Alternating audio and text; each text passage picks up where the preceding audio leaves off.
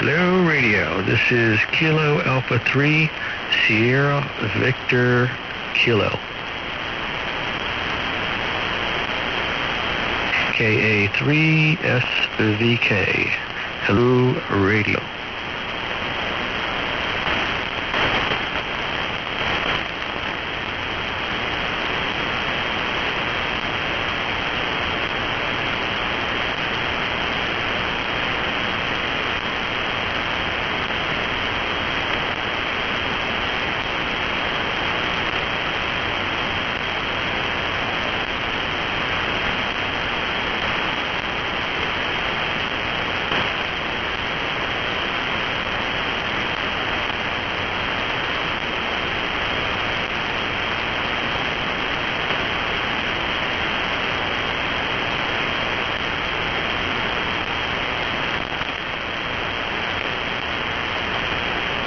Kilo Alpha 3, Sierra Victor Kilo.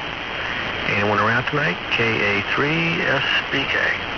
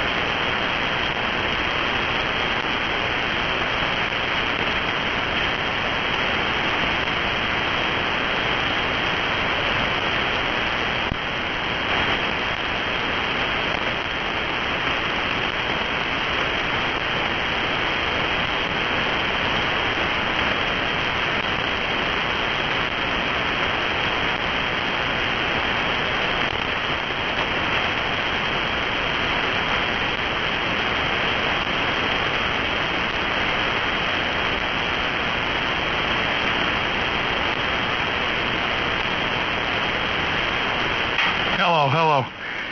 N1DVL, anybody out here?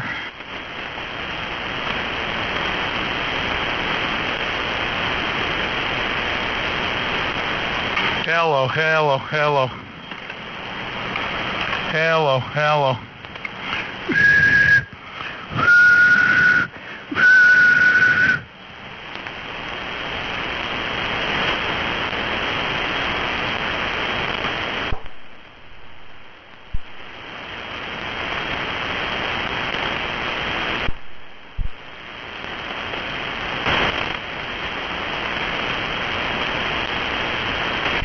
Hello, 1, 2, 3.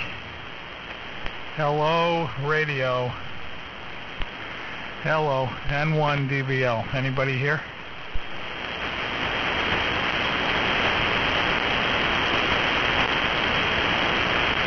Hello, radio from N1 Delta Victor Lima. Okay, it is now almost 7:30.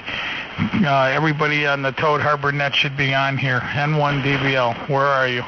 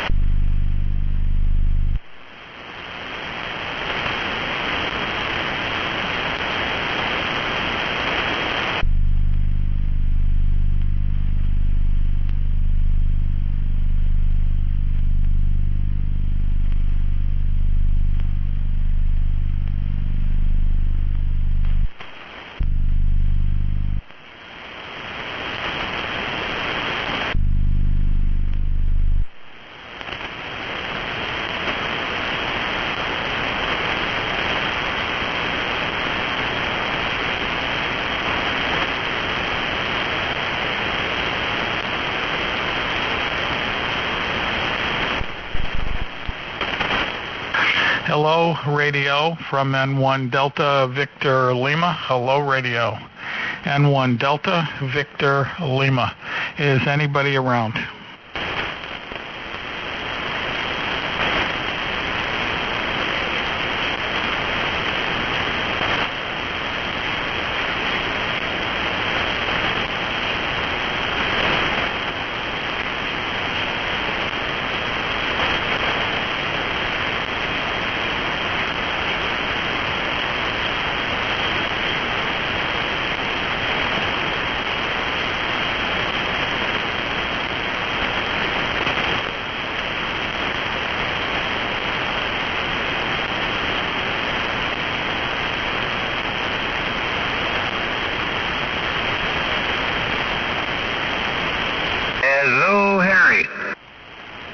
Hello. Sorry, wrong channel. I guess. Hey, you're right. And what frequency are you supposed to be on? 58. Wow, you're a long way away. Yeah, that's what happens when you have a dual band here. What do you mean, 2 receivers? Yeah. Here I had to squelch on 58 and listen on 30 here. Oh, well, you're listening on the right frequency then. Yeah. What kind of rig is that? There, somebody's calling me. Well, what kind of radio before you go? That's CMP 1000. Oh, okay. Okay, I will see you later, N1DBL. You're not asking because I sound like crap, are you? No, sound fine. Okay, going up, KE3G.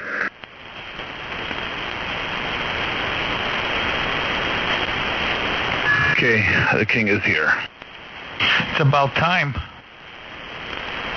Just pulled in the driveway. Maureen drove both ways, down and back. Yeah. So how did you like the book? Everything's looking good. So how did you like the book? What was that? I said, how did you like the book? It sucks. Did you really read it? No. I read about 65 pages. I think I'm right after where the letters are that he thought he was getting forced out of the service. Yeah, okay. I thought it was a pretty poorly written book myself. It seems like it was written by a 7th grader. Yep, well, that's about what my conclusion is. And all those books, every one of those books is written exactly the same way. I had to stop reading it. I got tired of it. It just seems like it's a hokey thing, you know. It's like anybody. I mean, he sees all these things as he's a kid growing up on all this stuff. It seems like the guy's a freaking fruitcake. Yeah, well, that's the conclusion I sort of came to also. You know, I don't know what else to say. All those books, like I said, all 3 of those books I've read are all pretty much similar. Well, how was the course? Because the Corso book, is that like that? It's poorly written, yeah. It's written pretty much in the same style those books are written.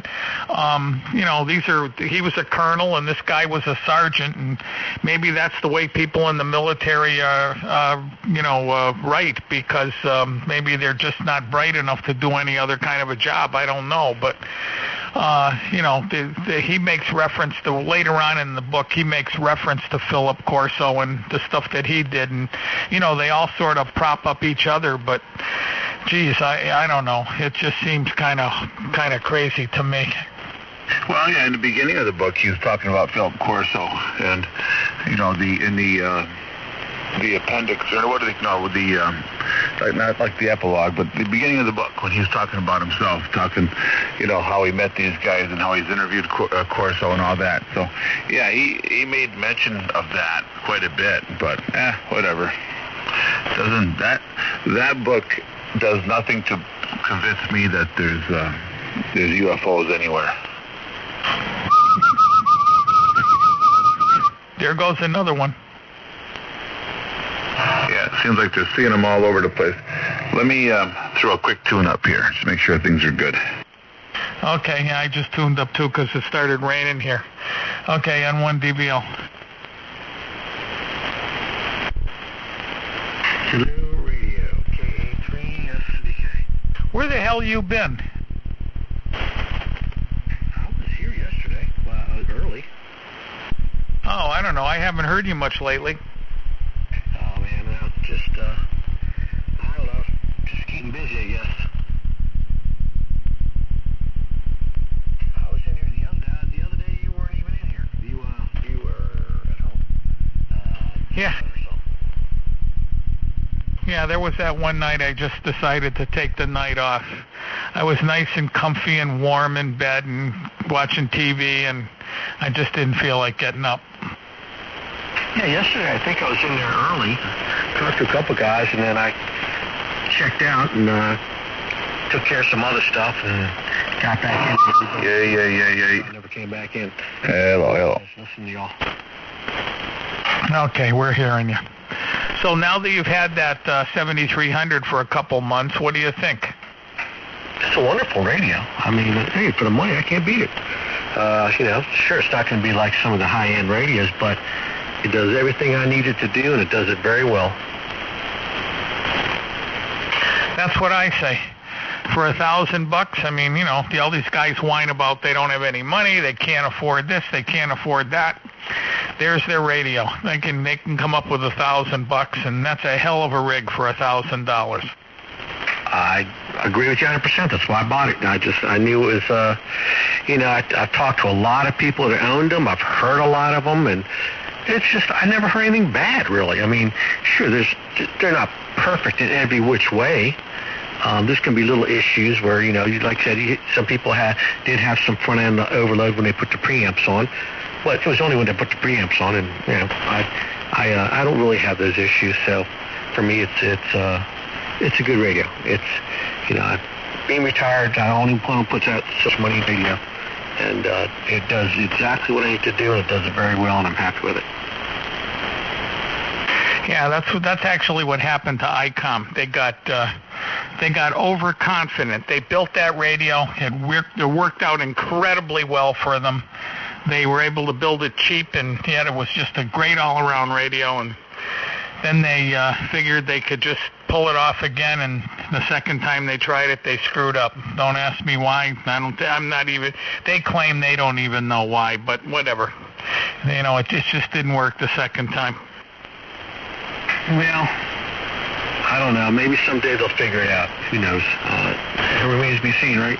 But I know it works. That's all that matters, and it does the job. It does it very well. It's simple to use. I mean, this radio is very, very simple to use. It really is not complex by any means.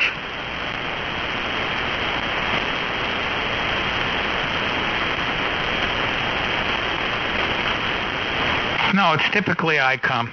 They're straightforward. They're easy to use. Great radio. All the ICOM stuff's the same. It's good stuff. And how the heck are you doing? Is everything peachy king? Everything going well for you? And I guess you sold the house. I think I heard you talk about that, but I don't know if you actually received your money yet. But I heard you sold the house, and it was supposed to get some cash for it. But did you actually ever get it? Yeah, I got the money. I got the check, put it in the bank, and it was not going to clear until Wednesday. It takes 9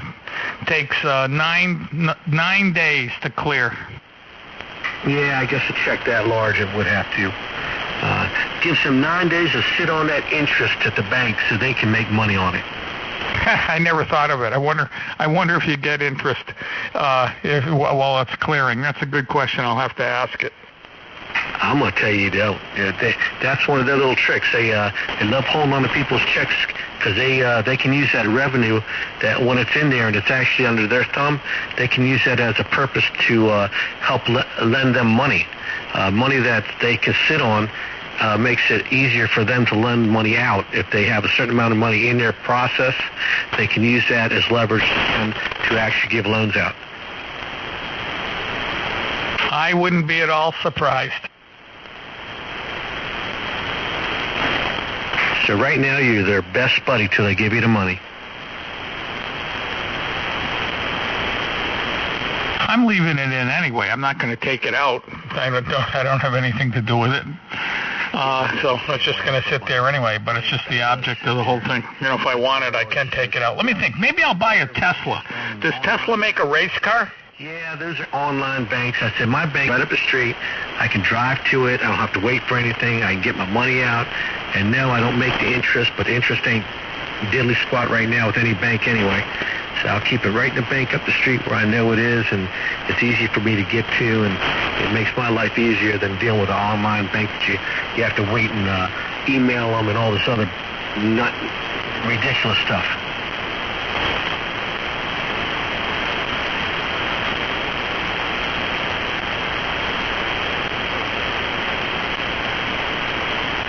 Well, Randy, you can jump in here anytime and say something. Well, if I had something to say, I would, but I don't have much to say about anything you're talking about, so I'm not sure where I should jump in. I have something to say. Oh, my God. Go ahead. Okay, I said it. Thanks. All right. How you doing, Randy? I'm good, Chris. I'm doing good. How are you doing? Wonderful. Wonderful. Having a nice Easter. Saw the kids and stuff yesterday, and today we spent some time together. Went out driving, ate out, and man, just enjoyable day. Yeah, we had a good day today. We went down back east, and I saw Mitch and Amanda and little Olivia. She was good. And then we went over to my mom's, had dinner there. Saw my brother, my Uncle Perry, and my daughter and her boyfriend were there. And then we went to my son's house and saw all the gang there, and my nephews and their kids, and he had about 50 people there at his house, and saw those guys. Then we went over to see Chantel and Cookie, and saw those guys for a while, and then Maureen drove us back home, and I read some more of that book, and I slept a little bit. So yeah, I had a good day. It's nice to be home, though, I can tell you that. And you did all that in today? Yeah, today. Oh, my God. You've been busy. Were you on the radio? You weren't using the radio? No, we took the car. So she felt more. I was going to work on the antenna and take the truck, but she said, if I'm going to drive, I just as soon take the car, so don't even worry about the antenna. And I said, okay. And it was better anyway, so that gave me a chance to read that book.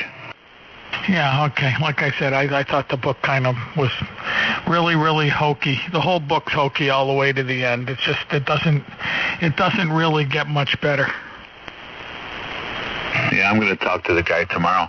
I wonder if he's just testing me to see if I really have any kind of a grasp on this, because I just didn't like it from the beginning. I mean, it seems like I said, it was written by a kid, not a wordsmith, that's for sure. Let me go out and I got my hikers on here, so I just walked in, turned on the equipment, heard you in there talking, and I jumped in, but I didn't, I'm not really settled in here, so let me go get a glass of water and kick off my boots, and I'll be back in a little bit. KB2ZVP.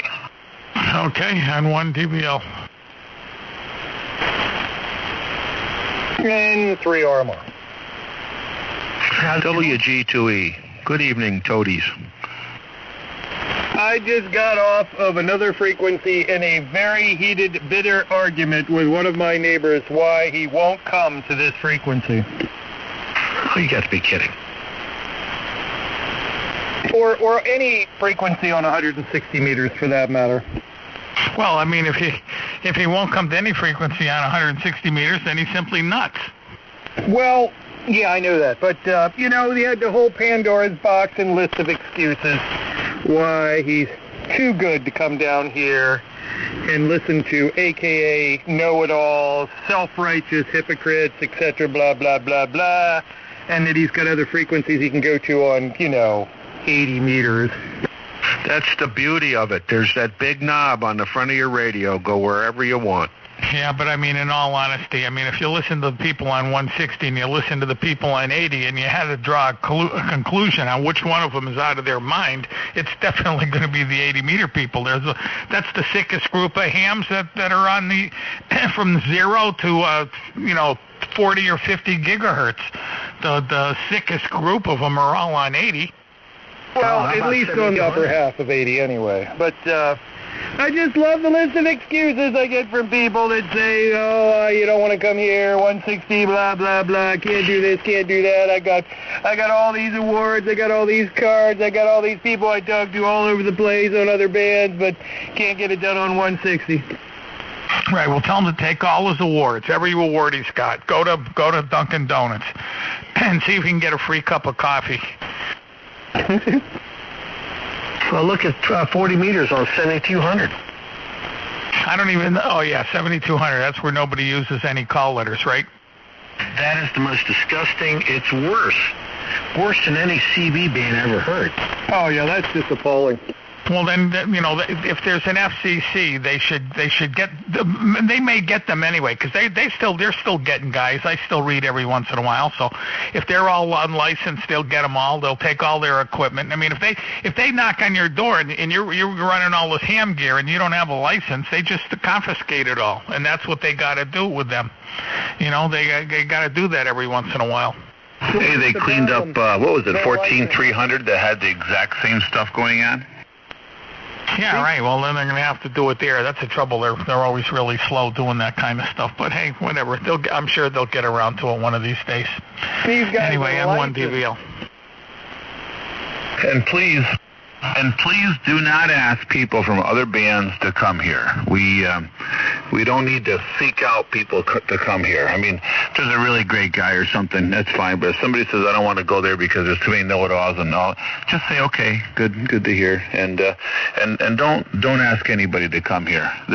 We have enough people that are here and the new people that like to sit and listen, and then listen for a while, and then they key up after they've been listening for a while, and they become part of the group like 2D did, KT2D. He listened for a while, like everybody that's here did.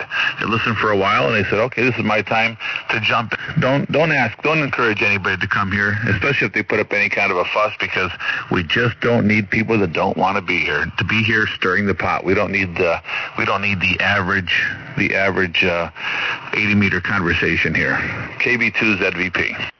Too many negative waves. Well said. The average 80-meter conversation. We are definitely above average here. Now you're talking. But to get an average, there must be something below the average. Oh, there's plenty of that activity out there. Oh, yeah. That's why we took Mark in. I knew it was coming. We had to bring the average down a little. It was too high. It was up around 97, 98%. We had to go back down towards 92, 93. So when the other guys called us up and said, we want to dump this guy, will you take him? We said, yeah, we'll take him. Too many people are intimidated by the really brainiacs here, in a great conversation, and a titillating conversation, as a matter of fact. And then now they hear Mark in there, and they think to themselves, I'm smarter than that guy. I should be able to join that group. Oh, no. I've taken Ray's place. That's why. Now, see, Mark, just look what you've done for the world-famous Toad Harbor Net. You got all the guys that were afraid to come in here and talk to us to talk, because now they figure that at least they're not going to be the dumbest guy on the band. Hey, but look, babe, I'm just doing my part to make everybody get along a little better. Thank you very much. We really appreciate that. And it's so nice to know that he knows his place.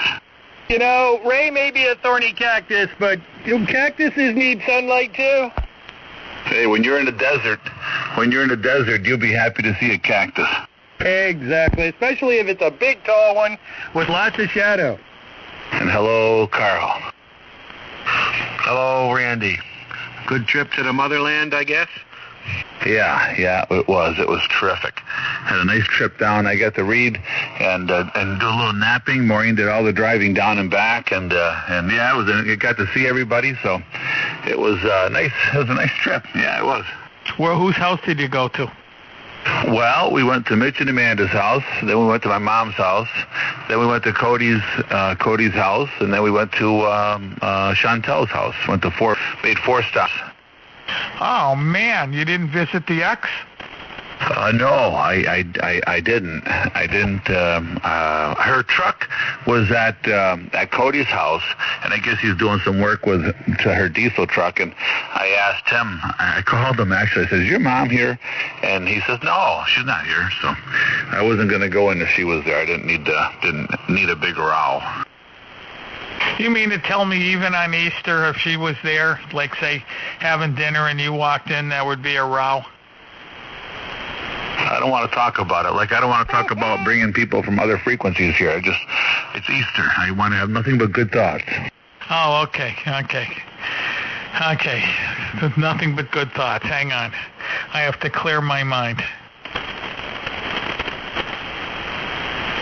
Randy, I'm with you. You gotta avoid problems.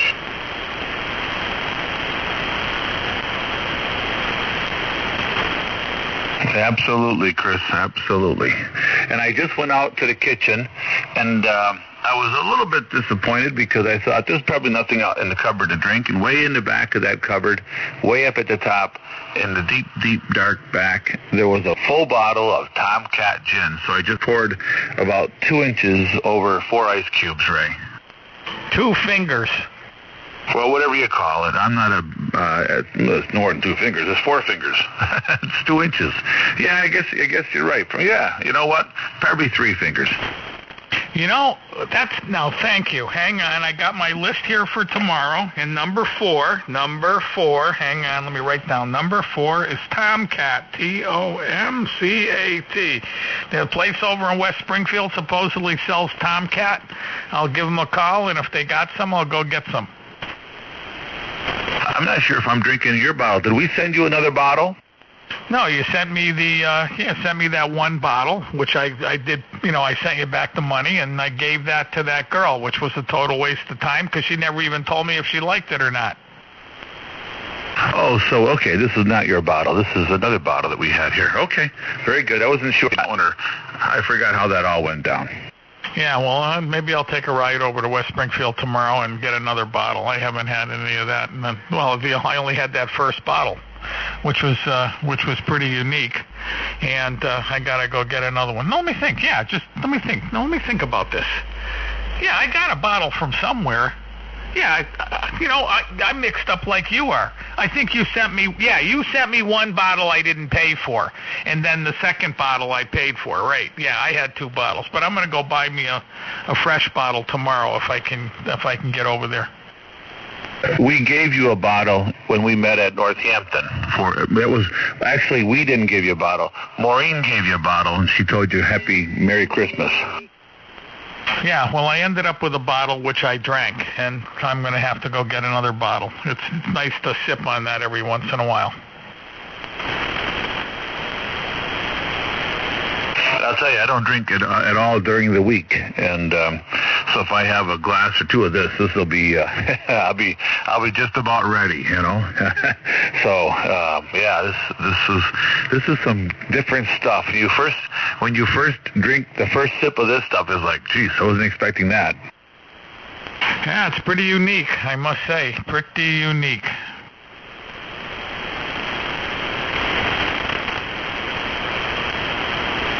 So where's all our? How about some of the new people? How about the new people that are listening here? Why doesn't a new person come in and introduce yourself and say hello? This is N1DBL. We'll take your measure.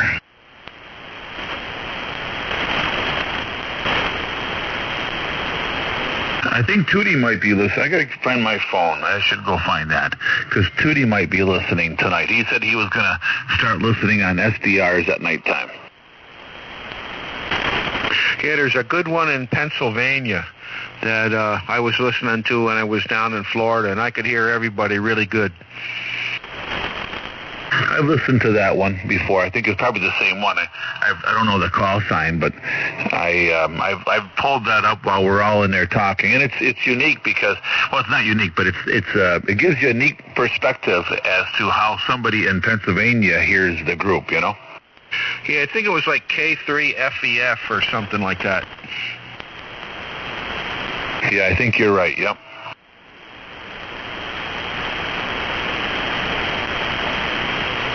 And I know that some of these guys that run these nets, they'll tune into like when they run a structured net, like a round robin or whatever they call it.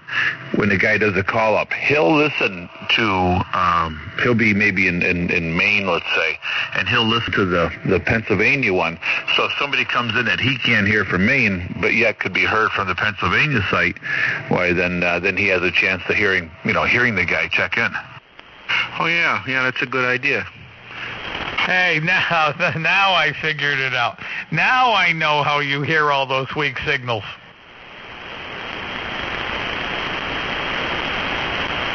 If we're trying to talk to Ireland, you just bring up an SDR in Ireland and you pretend you're hearing the guy. No, I appreciate you giving me that much credit, but that's absolutely not the way it works. I never did that before. I only just started listening to these things really, really recently. When Glenn was telling me about, that's what he listened on, so then I tuned it in. Yeah. Okay. Well, I've been writing little notes from now on because here's what I wanted to know. Here, this is for Carl. Carl, you ready to look something up on your computer? I suppose. Okay, I have two. That is two, TWO, stuck together like they're supposed to be. Father Flanagan stamps that are 4-cent stamps in perfect condition. See if they're worth anything.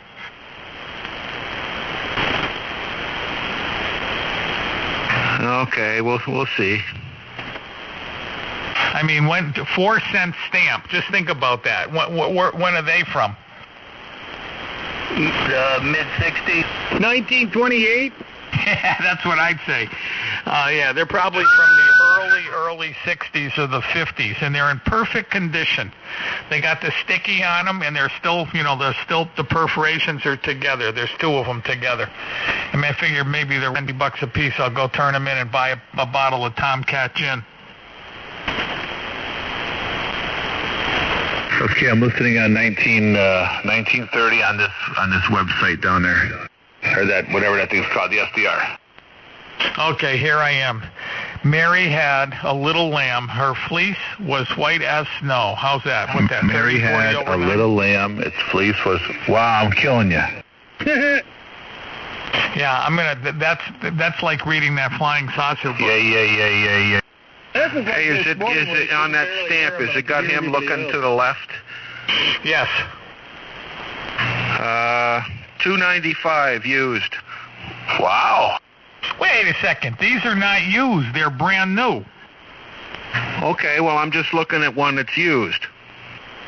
Well, that's a rip-off price because they usually go for 15 to 25 cents. Wait. Not $2.95 and $2.95. I thought you were talking $295. No, $2.95. Yeah, but a canceled stamp is not worth anything. That's ridiculous because it's stuck to the envelope and everything. Okay, stand by. Okay, Mary had a little lamb. So the lower the number, the better, right? What do you mean the lower the number, the better? What are you talking about? On DBM? Yeah. Yeah, the lower the number, the better. Oh, boy. Yeah, we're about the same. We're like between 69 and 74, and we're back and forth. You and I. Sometimes you're a little stronger, sometimes I'm a little stronger, but it's really close.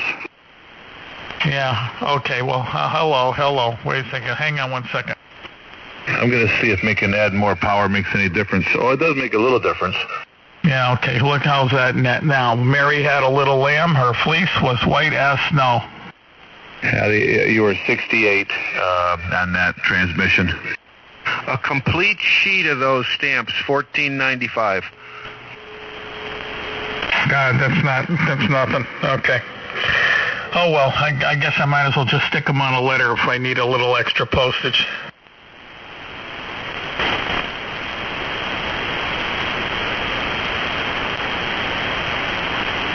Well, that doesn't even make any sense. If they're worth $2.95 canceled, they got to be worth more than that in new condition. Well, this was Amazon. Well, is there a stamp collector? Do we have a stamp collector on the frequency?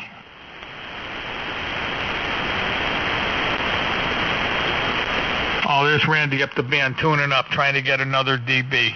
Boy, I'll tell you, he never stops. Okay, here's another one. It says a mint copy would cost you about 25%, and a minimal of 15 cents used. So that's 25% of what?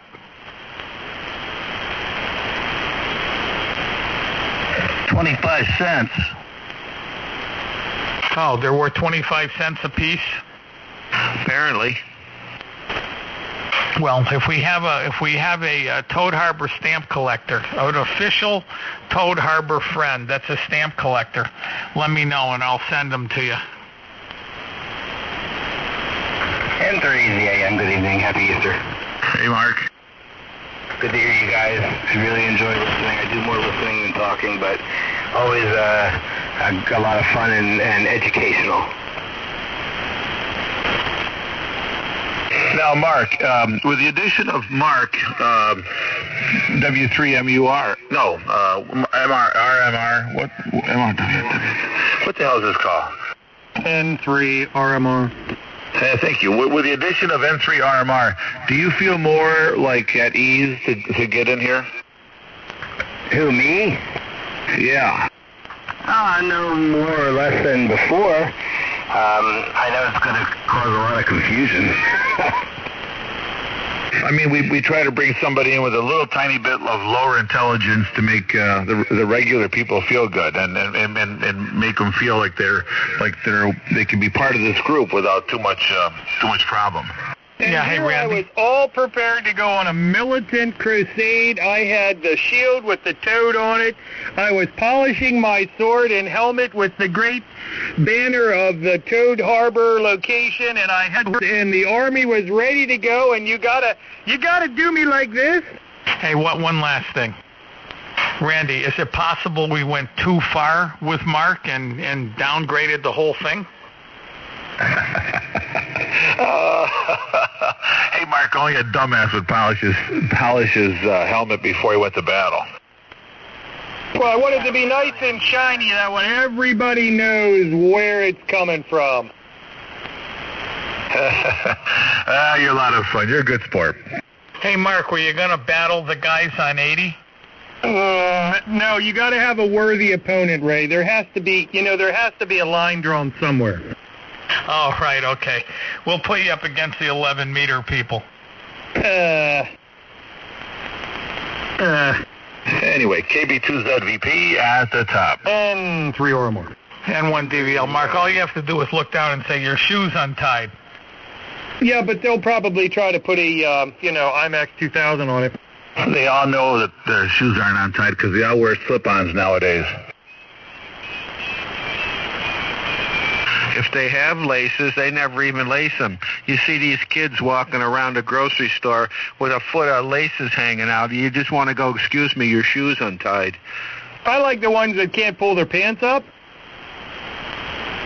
You ever see those pants? They're made like that. They have like a double waistband, and your pants are down around your knees, but there's like the waistband still where it's supposed to be. How anybody could wear something like that is totally beyond me. I like on the show with the cops when they're wearing those pants and they're running from the cops and their pants are falling down and they're grabbing their britches and trying to pull them up. You dumbass. You know where that whole style came from? Prison. That's right. It was advertising that that they were ripe and ready for some, Not allowed to have belts in prison, or you could kill yourself or somebody with them. So here I got a question for you. You know the processor in those radios now. You said they make them up to 36 bits now, right? And the one in your radio is 14, isn't it? What do you mean by bits? They go by they go by like 8, 16, 32, 64 bit for processing code. At least that's in the complex instruction set realm anyway. They don't go with like 14 or 18 or anything like that. It's 16, 32, 64, 128, that kind of stuff. Well, you made mention of something earlier today. You said that you know, and I said, well, why can't, instead of using a slower, you know, less bits, why not put one with way more bits in there? And then I would assume the processor would be able to handle all these signals coming in better. And you made mention, and my friend also made mention of this, but he never really explained it to me, that you can put a bigger processor in, but then that's a double-edged sword. Then something else happens. So when you put the bigger processor in, what's the downside? Well, usually it's bigger processors require more power, and they give off more heat, depending on how much work you're giving them too. And then you got to redo, because you got, you know, if you drop in a different processor, it may run at a different clock speed, and it may require a different bus speed, and so they're not super portable, right? I mean, whatever the main board is in the radio's got to be able to handle that processor. But my question is, like, for instance, I could have swore I heard that a 7300 has like a 14-bit processor in it. Why not put a 32 in it? Why not, instead of building the radio with the original processor, and like, for instance, the 7610, and you know, that I think that has like 2 more bits than the 7300. Why not just put a processor that's 32 bits or something like that? Are they trying to save money? Would the bigger processor be able to signals better and have more dynamic range? Well, you know, faster processors and higher bus speeds allow you to do the same amount of stuff in less time. So you could do more complex things and do it seamlessly, rather than like if you're asking the processor to do too much stuff, it gets bogged down, and then it takes forever for you to get things done in your system. So higher processor speeds and a higher bit rate allows you to do more stuff and more complicated stuff. So you could potentially do a better job at digital signal processing and stuff like that. Well, what makes the red light go on? Is that because the processor's too slow? No, that's because it's you're exceeding the limit. There's a when in the sampling section, if the signals are higher than a certain amount of dB, then it goes ahead and triggers that to let you know that you're overwhelming the radio, and you don't have a whole lot of recourse except to drop in attenuation or turn off your, you know. Usually I only see it if I'm running like the preamplifier, right? So, but you can drop in the attenuation or whatever, and that clamps down on it. And you have that IP plus that you can turn on that makes it a little more resistive. But beyond that, yeah, you have to like put in some kind of outboard filtering or a pre-selector or something. Well, tuners help, but they don't get rid of all of it. You're still not answering the question. If you had a processor that was 3 times bigger, would that eliminate the overload problem? Well, no. If you don't do anything else to the front end of the radio, it's just going to be better at being overloaded.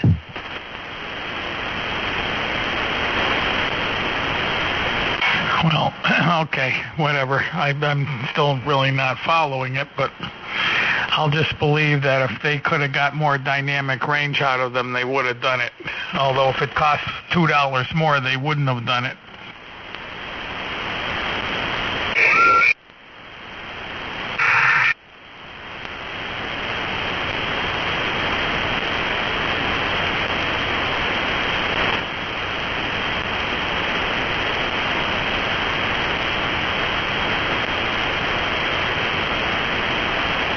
So, I gotta turn this off. My volume. Where is the volume? There it is. I was listening. This is very nice, Ray. This is like using a flex radio or an Anon. You can break the signal down a lot of different ways, and you can go really wide. You can go narrower. And I've got it set for like 4 kcs wide and standard 2.95 at negative 60. That's about where you're at. At negative 6, it's 2.5. But I can go back and forth, snap back and forth, and I'll tell you, I still like the readability at a narrower, like a 295. The readability through the static is far better from everybody, including you. Well, when I'm listening to a guy on one of these type of radios, a Kenwood, maybe it's just the Kenwoods that do it, but when I'm listening to somebody on the Kenwood, that's his audio set right, and I'm running 4 kc or 5 kc wide bandwidth, they just sound way better. Well, I can understand what you're saying. I hear that. It's like a more comfortable feeling and all that. I got that. But if you're listening for the more distinct and better readability, 2.95 is where it's at. Especially when you got any kind of noise at all to compete with. Well, I'll screw around with that one of these days and see if I can, on a noisy signal, and close my eyes and just see. I got the knob. You just turn the knob and it just changes the bandwidth from 5 down to, you can go right down to like probably 100 hertz. And I'll just see if there's, with your eyes closed, you tune it back and forth until you get the best signal to noise ratio, and then see what it comes out to be. Yeah, when I like with Arrow, and with this receiver here at 3.6, and then that receiver there at 4.5 or 5 even, I always go back to him sounding the best at 295 with either receiver. But he has just got incredibly good, clear, and very readable, very easy to understand, very natural sounding, audio. So I think Carl's got the right setup for what he needs for communicating on ham radio. It might not be that big, wide audio that a lot of people like, or some people like, I guess, but I think he sounds just absolutely dynamite. All hail the Toad Harbor Net. I was just doing that when you were talking. I closed my eyes and just clicked it back and forth. And you're right. With your eyes closed, it comes out at a 2900 cycle. Sounds about the best.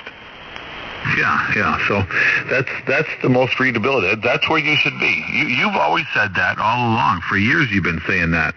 And then you got the new toy and you're enjoying that. And I don't blame you a bit. And there are times where a wider signal probably sounds better. But when you're like those guys that do the Voodoo audio, they all live in the same city. they're 60 over to each other. And I'm sure with their big reflex speakers and all that stuff, they probably sound just about as good as you could possibly sound. On sideband. Right, exactly right. And I'll tell you something, I've used a lot of AM lately, and I like the sideband way better. I would prefer sideband all day, every day. I think it's more conversational, It's you don't go. You can break in and say a word in over somebody.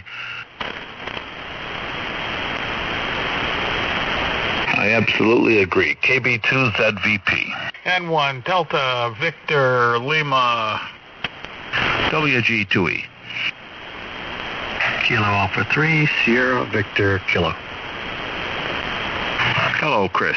Now, doesn't Chris have good audio now that he finally bought a real radio? Oh, he's got really nice audio, and he's got a nice signal down in Pennsylvania. Really? How about that? Oh, by the way, some people miss you on 60. I told them I'd say hello. Who was that, Roger and the gang? Oh, yeah, there's about 7 or 8 of them in there today. I'll be back. It's summertime now, and 160 is not working when I get out of work, so I'll get the antenna back on the truck, and I'll stop in and see those boys every night. Yeah, they said hello. Well, thank you for relaying that message.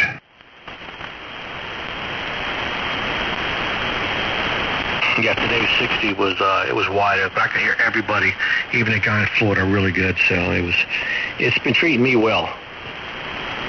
Well, we've had some pretty enhanced band conditions. Russ was saying that on the AM portion of this, it's not this band, but the AM portion of the broadcast band, down the band a bit, he's been hearing all kinds of really good far-off stations. And last night I was on about 1 o'clock in the morning talking to a guy in Texas, and the guys from Missouri were all talking. They're all teeing about how good they could hear the guy in Texas, and I'm almost 1,000 miles further, and the guy from Texas was coming in better than the guys in Missouri were hearing him. So it was a pretty darn good band last night. What was Texas using for an antenna? Inverted V, with just a couple of radios, and I've got the station rundown here. It was AG5 SP inverted V, 300 ohm feed line, 850 watts, with an AL80B and a 991 Yaesu.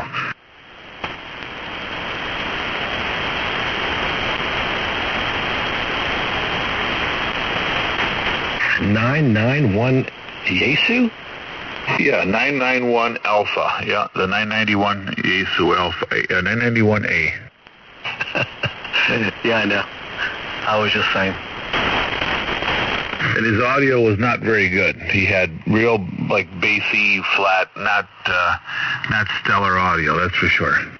No. Yeah, I tell you, I told you I did everything I could to get it to sound like this one. It's a lot more clear. It has much better mids. But I got it really good, but it doesn't sound like this. Yeah, no. You sound about as good as you're going to sound on a 991. You had that thing sounding pretty good, but not as good as this radio. But you did have the 991, or you do have the 991 sounding pretty darn good. Way better than this guy last night did. So go ahead, throw the 991 on. I wish I could, but since I got this one, I took advantage of sending it in to have the antenna tuner looked at, and it won't be back for probably about another week and a half. So I had to get it done before the warranty's up. Oh, okay. Well, that's reasonable. I'm on the 991A. Okay, let's hear it. Well, you guys helped me out, and I got the one of the other stations out here sent me the parameters, and I'm using the what is it? The MD1. What is this? The MD100 microphone.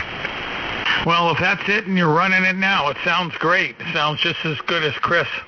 Well, I mean, if you're telling me the truth, it means a lot, because I know you have very high standards. So thank you. Yeah, well, nothing to thank me for. It either sounds good or it doesn't, and that one sounds really good. If you told me you were running a 7300, I wouldn't even question it. Well, I appreciate that. There's only one phenomenon that's going on here. I have two MD100 microphones, and I don't know if anybody else owns one, but for some reason the housing on the shaft of these microphones, which is, by the way, these things are made in China, these microphones, and the plastic, I think they hardened it too much, and there's hairline cracking going on these microphones. I can't believe it. I've had MD100s, and I never had any trouble with that. Yeah, I mean, I got two of them, and the one, when I bought it, didn't have any issue whatsoever, and over time it developed this hairline crack just like the other one. And I thought, gee, did I drop it or something? But even if you dropped it, you wouldn't expect that to happen. Very, very fine hairline cracks. Like, you couldn't get a sliver of paper in there or anything. But, I don't know what to do. I mean, I think it's just a flaw in the plastic itself. I think they just made it too hard. Well, if it's not bothering the usability of the microphone, who cares? Just use the thing. Yeah, I agree. Put some goop in it, and it'll be perfect. Hey, why don't you tell Jeff to get on up in Canada? Let's see if we can get any kind of a report on the new Yaesu. Okay, be right back. To the base of the mic at all. Yeah, well, don't change the thing, because it sounds great. Yeah, I'm also peaking at about 500 watts. Yeah, well, usually the more power you run, the better the radio sounds anyway. What kind of amp is it? It's the AL 811H. Yeah, well, that's a good place to run it. 500. I wouldn't run it more than 500 watts, so that's good. I don't think I can get much more out of it. I was, overdriving it or something. It seems to be very comfortable on this band at this power level. Well, like I said, everything sounds good, so we'll leave it alone. Yay. November 2, Echo Whiskey Mike. Happy Easter, all. Okay, happy Easter to you, too. So, how are you tonight? Everything going well? It is a good day. The rain held off there. Just started sprinkling later here in the afternoon. Not much to sprinkle about though, so it wasn't too bad there. Kind of a chilly day compared to yesterday there, but no, we made hay while the sun was shining, so to speak. But that was a good day for Easter, I suppose. Good dinner too, as well. Well, that's great. That's good. So, Reg. Yes. Yeah, the 14 bits that you're talking about is the analog to digital converter chip. Is a 14-bit on the 7300. They use a 16-bit chip in the Anon and in the Flex radios. And what do they use in the 7610? I don't have that listed here. I'll have to look at it. Yeah, well, I could have swore somebody told me it was 16. It was a 16, so that's what I was wondering. So I don't understand how those radio works, how they work, and I don't think anybody does. I've asked John. I don't know if John understands them. I don't know if anybody ever understands how those radios really work, but I just don't understand why they overload like that. There's got to be a way to get around it. It doesn't even, it almost doesn't make sense the way they overload like that. That overload issue is always going to be a problem. It's just always going to be a problem with those, and those manufacturers had to know it. I mean, ICOM got plenty of complaints on the 7300 with that red light coming on. So, and I'm sure that's why they put the pre-selector. I mean, that's the only reason they put the pre-selector in the 7610. And it doesn't, if you put the pre-selector on, you can't run the preamp. That was stupid. To me, that was just stupid, because the pre-selector has, at 100 kilohertz, that pre-selector has better than 20 dB attenuation at 100, and the preamp only has 10. So therefore, you could run the preamp with the 10 dB gain on the frequency of interest and run the pre-selector on the interfering out-of-band signal. But and they don't allow you to do that. But then on the other hand, maybe they just know if you put the preamp on any band, it's going to be overloaded. That's what I ran into here. Randy doesn't want to talk about this anymore, but anyway, same issue. Preamp on, overload, period. Yeah, well, from what I can see, I'm reading an article about these digital converters, and they say changing from a 14-bit to a 16-bit ADC only gives you 1 to 2 more dB of dynamic range, so it's not a lot. Well, that's fine, but what happens if you go to a 32-bit or a 64-bit? Then if you pick up 5 or 10 dB and that would actually work, then that's what they have to do, because they need every dB they can get in those radios. Yeah, but those are probably a long ways down the road, and because when you jack those bit rates, that forces you to throw a lot of extra engineering into the things, and I don't know. Like you were saying, it probably isn't the way they're sampling and everything. They need more in there. Limiting their view of the sky, right? They're sampling everything. They're just hoovering everything up, and they're not very selective, and that's the problem. It's nice to be able to manipulate these signals like crazy, but when the problem is they're not going after the basics, which is there's too much signal. I've got, me, Russ, I think fast. I've got the answer. Okay, you ready? Go for it. What's that famous Collins radio, the classic big 60-pound Collins that's got the world's best pre-selector in it? Oh, you talking about the 390A? Yeah. So what they have to do is they have to get an R390A, take the pre-selector out of that, and put it into the 7610. They'll be all set. Yeah, and then the 7610 weighs 40 or 50 pounds, because that's how much that RF deck weighs. And yeah, now suddenly it's the size of like an old 17-inch black and white TV set. Well, so what? The radio, a lot of people like bigger radios, and then you just have that big knob right on the front, pre-selector, and you just turn it, and you know that mechanical pre-selector in that Collins. I wonder, like at say at 20 or 30 kilohertz, does it have? Can it knock down a signal 20 or 30 kilohertz away? Oh well, they use mechanical filters in those, so. You know, they have a permeability tuned oscillator, and which is really helpful. And but the man, there is a pile of cans in that mechanical RF deck. It's crazy. They I like the clicks and clunking and stuff that goes on when you're trying to sweep across the band. It's actually kind of tiring on your wrist. Well, you never had a 7610, but when you get on a 7610 and you put that pre-selector on and you start tuning the radio, you hear this, all the relays clicking like crazy.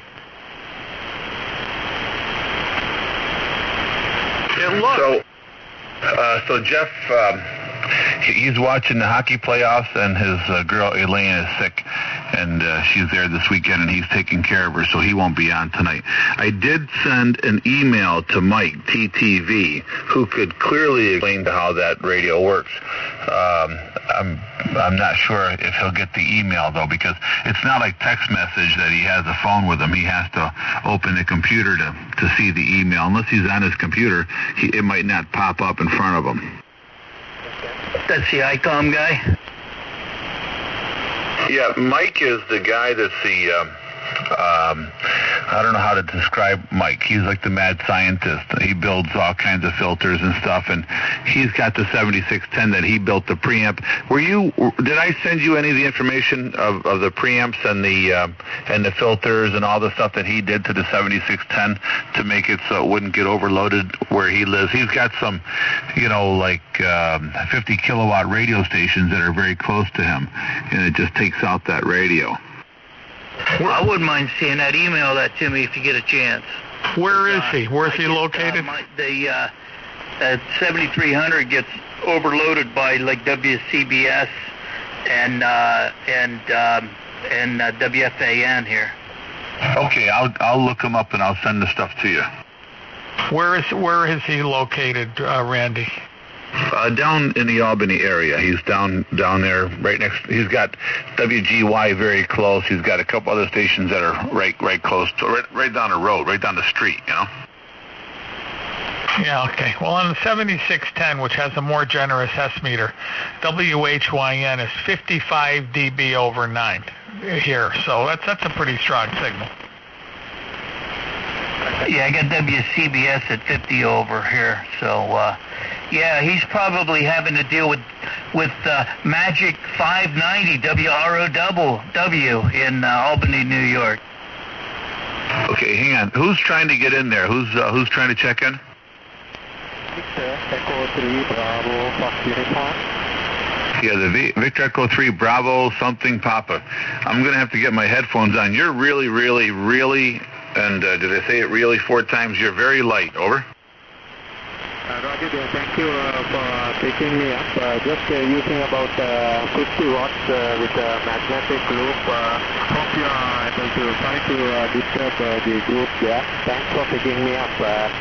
My call is Victor Echo 3 Bravo Fox Uniform.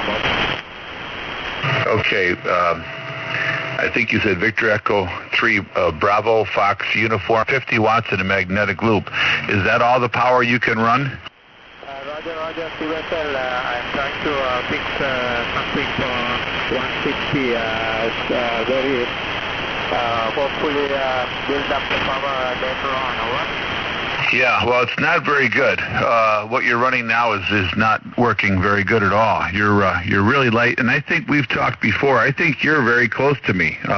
I'm near Syracuse, New York. Aren't you pretty close? Roger, I'm in Scarborough.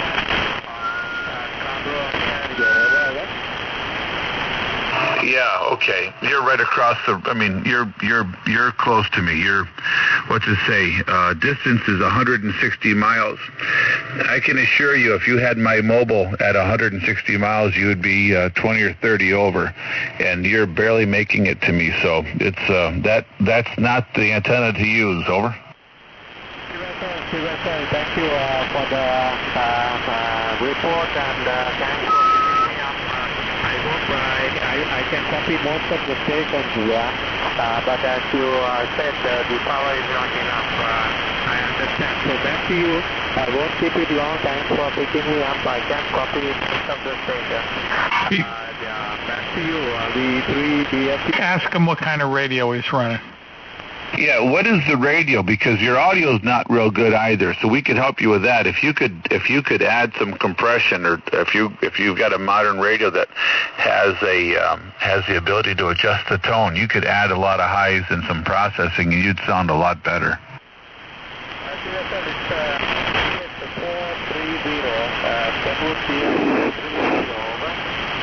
Okay, TS430. Yeah, you got a lot of strikes going against you. I mean, you got to realize that everybody here is running a kilowatt or 1,500 watts, and you should be hearing everybody very, very well with no trouble. If you just lick your finger and touch it to your PL or your SO239, you'll hear us all. But getting back to us all, Ray, are you hearing him at all? He's right at the noise. I have an S5 noise. He's S5. I get a word here or there. But if, like you said, if he had really sharp, clean audio from one of these, we'll probably be able to hear him a lot better. But I think the problem is, and if you can hear him, he can answer you. I'm guessing the problem is because he says he's running 50 watts. When you run a magnetic loop, the capacitor you use to tune the antenna has really high voltage on it, and you got to use a vacuum variable even for 300 or 400 watts. So I'm assuming he could probably even run more power, but he'll arc the capacitor. See if that's what's going on.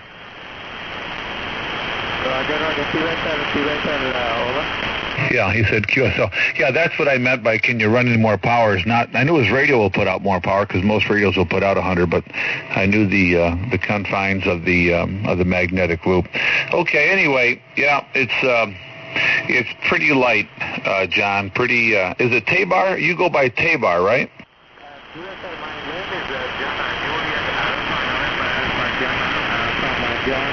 In Scarborough, Ontario.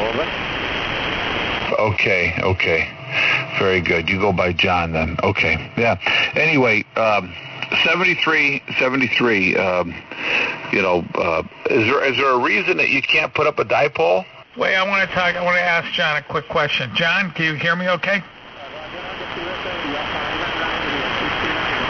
Okay, I heard you that time. Do you get QST magazine? Well, in this month's QST, no, I don't know if it's this month or last month. It's either this month or last month. I think it might be this month, but the one of them that they have a magnetic loop. A guy does. It's a two-turn magnetic loop. I think it's about 10 feet in diameter with a vacuum variable, and that's quite efficient antenna. You might, if you're into building those type of magnetic loops, you might want to look at that article in there. And I know he runs 400 watts because he's running a Jennings vacuum variable on it. Answer Randy's question. Can you put up a bigger antenna? N1 DVL.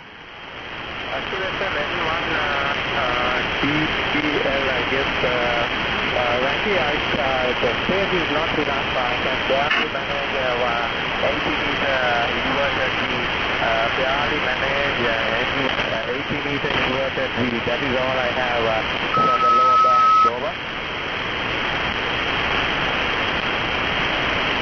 Yeah, say it again. Can you, don't go into a lot of detail, but can you run a larger antenna? Can you get a full-size dipole up here? Negative, over. Okay, negative. I got it. How about an inverted L? maybe inverted L might be possible. Over. Yeah, I would go with that. There's a lot of guys here that run inverted L's, and they have a dynamite antenna, and you would have no trouble reaching all the guys from where you are. You're not far from me at all, and you should be cracking the old watt meter or the S meter here, and you're really light. And for people that are in your area, you're typically, you would be typically 10 to 20 over even at 100 watts. So you got some that magnetic loop is not cutting it.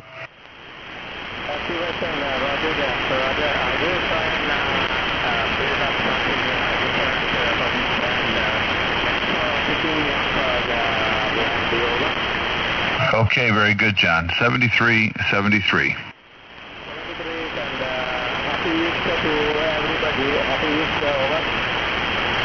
Okay, happy Easter to you as well. Thank you. Whiskey Juliet 1 Whiskey, WJ1W. Yeah, WJ1W. Go ahead. Yeah, I heard you guys talking about antennas. I put up a brand new antenna today, and it seems to be working fairly decent on 160 so far. My name is Steve. We're located in Rainham, Massachusetts, and put up a 500-foot long wire today. Go ahead. Okay, what are you running, 100 watts? Yeah, Kenwood TS590S with 100 watts, yes. Okay, yeah. Well, you're not doing bad out here. You're about 10 over S9 into central New York. My name is Randy, and my call is Kilo Bravo 2 Zulu Victor Papa.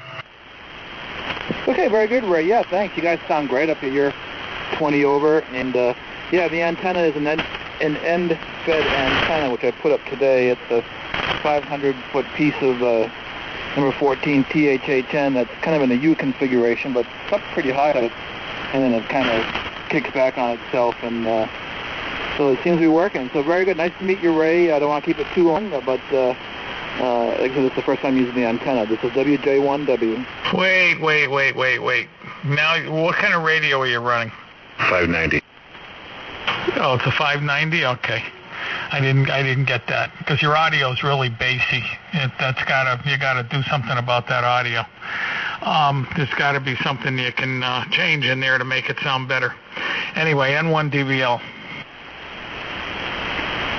Yeah, normally I'd have my radio connected to my PC, but I just moved the PC out. I could adjust the EQ on this thing. I think it's set for EQ transmitting. But anyways, yeah, you came in really good and strong here also. Like I said, I just quick test on the antenna. It seems to be working fine, though. But I will definitely work on that EQ of the mic once I put the PC back on the computer.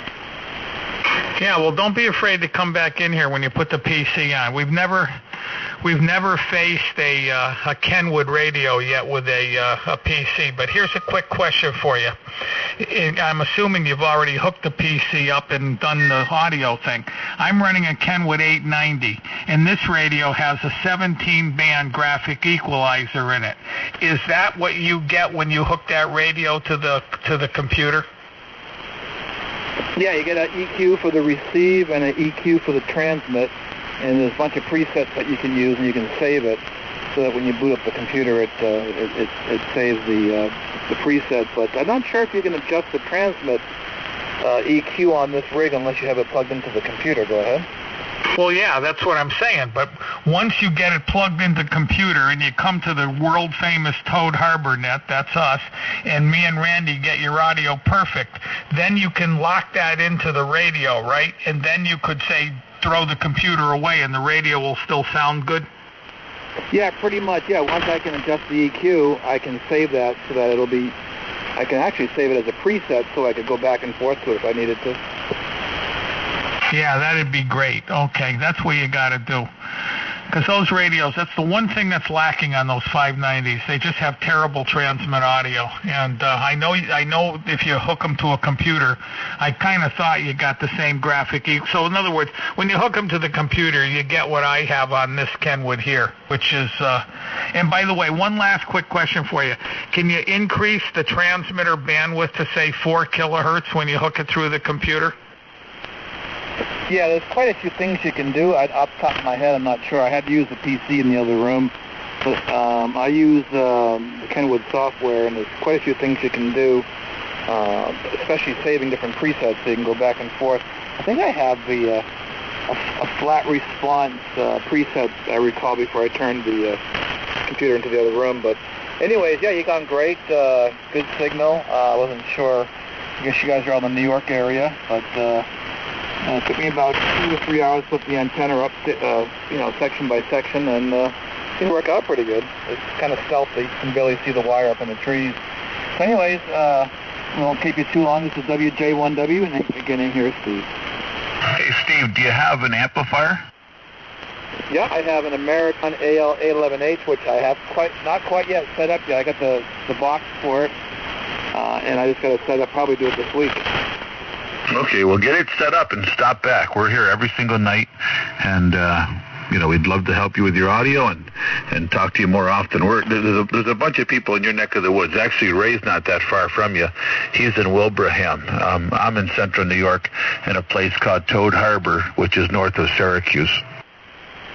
Oh, very good. Toad Harbor. I've been to Syracuse before, and yeah, Wilbraham, that's the home of Friendly's Ice Cream. But yeah, I will definitely do that. Like I said, I'm just finally getting an antenna up. I had an MFJ all-band antenna for the lower bands, but to be honest, it didn't work very well. So this antenna works on all bands, and my SWR with the tuner, of course, is a MFJ Versa Tuna 5, so with the inductor roller. So when you look at the SWR down to 0. And I'm going to probably get a balun instead of bringing the wire inside the window here. I'm not sure how that is having an antenna wire right next to me. But anyways, I have to head out, so thanks a lot for the cue. So I'll definitely stop back in once I get a few more of these things hooked up and the computer put back on. Well, most of us are running open wire feed line that comes right to the tuners. The 2 wires come right to the back of the tuner. That's the preferred way to do it. Go ahead. Well, you know what? I have that antenna too I just built, but the ladder line feed line was a little bit too short. I use that in the off-center fed dipole configuration. But this one here is a lot more stealthy at the moment because I do rent here. And it's really hard to see it because it's so high up in the tree from the second floor window. And it goes across 3 different trees. So it shouldn't be noticed too easily, I hope. Not that it matters anyways. Been here for a few years. But yeah, so I have that antenna all built, but the damn ladder line was too short to get the antenna feed line into the top of the tree. And I had one in my last QTH that was long, off-center fed. That worked great. So these long antennas work pretty well. Go ahead. Yeah, I'm not sure why you would want to run balanced line to an unbalanced antenna like that. I don't. Most of the guys here, including myself, that have tried off-center fed antennas, always go back to the dipoles because they're just so much better. And if you feed a dipole or a loop with open wire line, you can run it 10 through 160 with very little loss. So stop back. We'll fill your head full of all kinds of crazy crap if you come back by. You're welcome to come by anytime. We're here all the time. WJ1W KB2ZVP. Okay, very good, Ray. Yeah, we'll definitely get back in here. I usually have weekends off, so I didn't realize it was so busy here on Sunday. And it's been a while since I've been on 160 rather. Excuse me. So KB2ZVP, WJ1W73, so definitely check in again sometime this coming up week. Yeah, and never call me Ray again. My name is Randy. Randy's my name. Ray's the bad guy. I'll blame that on bad penmanship. I'm blaming it on you. All right, Stephen. Well, good to meet you, and Happy New Year. Happy New Year. Jesus Christ. Happy Easter to you. You're only off by how much? 3 months? 4 months? Okay, yeah. Never call me Randy, because Randy's the bad guy.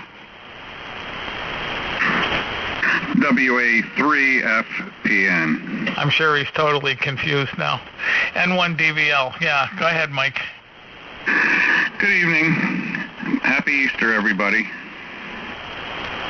Yeah, same to you. Yeah, same to you and Joanne. Happy Easter. Good evening. November 2 Echo Whiskey Mike, late on the 40. N1DVL. Hello, Gary. WG2E. Hi, Randy.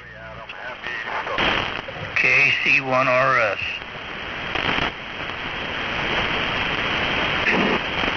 Went to the specialist on Thursday, getting cut on the 9th.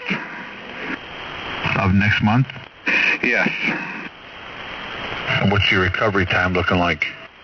Well, of course, it's the more invasive one of the two possibilities with nuts and bolts and screws and all that kind of stuff. Probably at least 4 weeks till I'm sort of back on my feet. I'm going to have to use a back brace for a little bit, and it's just a big pain in the butt. So what's wrong with you? Yeah, now what'd you do? Pinched nerve and arthritis. And getting they old, huh? Put in nuts and screws for that? Oh, yeah. Yeah, and they put me on gabapentin here a couple of weeks ago, which was all right up until yesterday, and I don't know what changed, but it went from my legs into my back, and now I can hardly move. So I told them if they have any cancellations, I can be there in an hour, so I'm hoping that'll happen. You know, I got to tell, of course, you've had problems with your back for a long time, probably from all the heavy work you did, but you know, do you remember that story about I don't know, what was it, maybe a year ago, maybe 10 months ago, a year ago, I don't know, probably a year ago, where I was laying in bed lifting weights? Yeah. Right, well, I ended up so hurt from that, and it started, you know, I'd lay on the bed and just like lay on my side and just push a 10-pound barbell up and down 50, 60, 70 times, and sometimes I'd do it 3, 4, or 5 times. Well, that set off something, okay? It set off something, and it initially started on my shoulder blade on my right-hand side. And over the course of, and I don't remember the exact time, but over the course of maybe 3 weeks, it went down my back, down into my, you know, lower back, down into my hips, right through my my leg joint, and then down my leg. And it was so bad I was on crutches. And without those crutches, I couldn't even move. Thank God I had the crutches. I got when my mother, of course, passed away, she had 3 walkers, you know, one of those. And she had a really good walker with really big wheels on it. And I brought that up here, by the way, because I probably could have used that. But anyway, without those crutches, I couldn't even move. And I was hurting so bad that, I mean, just to get out of bed, just like you're talking about. And yet, it went away. It finally went away. Now, it took a really long time. I'm guessing I was out for, I should write this stuff down, but I'm guessing from the time it started till the time it was gone was probably 2 months. And, of course, I never laid in bed lifting weights again, and I've never had the problem since then. Well, I already told you guys the story about when I here about 3 weeks ago or whenever it was that I had to call the ambulance, right? Yeah. Yeah, that's what I'm saying. I mean, basically, it almost sounds like you did what I did, you know? The weights screwed me up, and that had happened to me a couple times before, but nowhere near that bad. But the thing that throws me and would throw anybody, even the doctor, because my doctor would not believe that it was caused by weights, because I did end up going to see him, and you know, I was sitting on his table, and he said, "Can you drop your pants?" I said, "No." I said, if I try to get up and pull my pants down, I'm going to collapse on the floor, and that'll be it. And he refused to believe that it was from lifting weights. And see, I don't agree with him. I think it was 100% lifting the weights, because that was over a year ago. And I've had that issue on and off many times, and I think it probably was from lifting weights or picking up something else stupid, heavy like that. But the thing that really gets to me is it starts in your shoulder, up by your top of your shoulder blade, and then it slowly moves down through your back and all the way down your leg. So it inflamed some nerve bundle. That's the way I'm looking at it. It inflamed that nerve bundle, and it slowly moved right down. And of course, once it got into my hips, that leg joint, the socket there, that's when I was on crutches and I could barely move. And it took every ounce of strength just to walk to take a leak. I mean, it was excruciating to have to, go to the bathroom. So, and yet I quit lifting weights, and the thing's gone away. So, I don't know if that thing could go away on you. I know you're in a rush, but I mean, if that thing could go away and you don't inflame it again by lifting something too heavy, you might be okay. Well, that's the price you pay for being so buff. But it started in my left leg. It went to my right leg, and that's when it really got bad. And then that's when I went to the doctor here a couple of weeks ago, and they finally got me on some medication until the operation. I was all right until yesterday, and I got up yesterday morning and I didn't feel quite right, and I went down to the shop to do some work, and I wasn't down there very long that I could hardly move, and I made it back up to the house, and it's been in my back now. It wasn't in my back before, but now I've been on the walker since yesterday, so I'm going to call them tomorrow and see if they can't put me on some a little bit stronger medication so I can at least function a little bit. Yeah, that really does suck. With me, what I was doing is I don't do any of that medication. Vicodin. He gave me Vicodin, and I'll tell you, the second I take Vicodin, I can't poop, and I mean stops just like that. 3-4 days you don't poop, and you just don't feel right, and I cannot take anything like that. So what I do is I mix Aleve and extra strength Tylenol, and you take the maximum strength of both of those kind of intertwined together, and they seem to work just as good as anything else, and they don't stop you from pooping. Well, yeah, that's the way it was when I came in and they had me on that oxycodone, and it went about a week till I got on some kind of a laxative then, and I don't want to get too graphic here, but I got on a laxative then that opened that up. But the stuff they have me on now is not an opioid. I'm not exactly sure what it is, but it seemed to work up until yesterday, so we'll see what they have to say tomorrow, because I got, whatever it is, 3 more weeks till they get in there and do something. WA3FPN. Well, at least me and Randy, and probably the rest of us now, know what you're going through, and there's nothing worse than that, because it just totally ruins your life. That's unfortunate. My stone wall's falling apart in front of my house, and I went to talk to these guys about it, and the guy says, he said, I just did mine. He said, it takes time, but you can do that yourself and save a lot of money. I said, no. I said, I don't look as old as I am. I said, but I'm going to be 70, and I am not going to take a chance on picking up some 150-pound stone and screwing up something, and then I ruin the rest of my life. I said, no way. I feel too good. I'd rather pay. N1DBL. 02, XB. Hello, Steve. Good evening. Happy Easter. Yep, happy Easter to you as well. Hello, Steve. WG2E. Hey, there he is. How you doing? Okay. But he sounded good tonight, and the band is not too bad a shape. It doesn't sound bad at all. I'm on low power right now, about 600.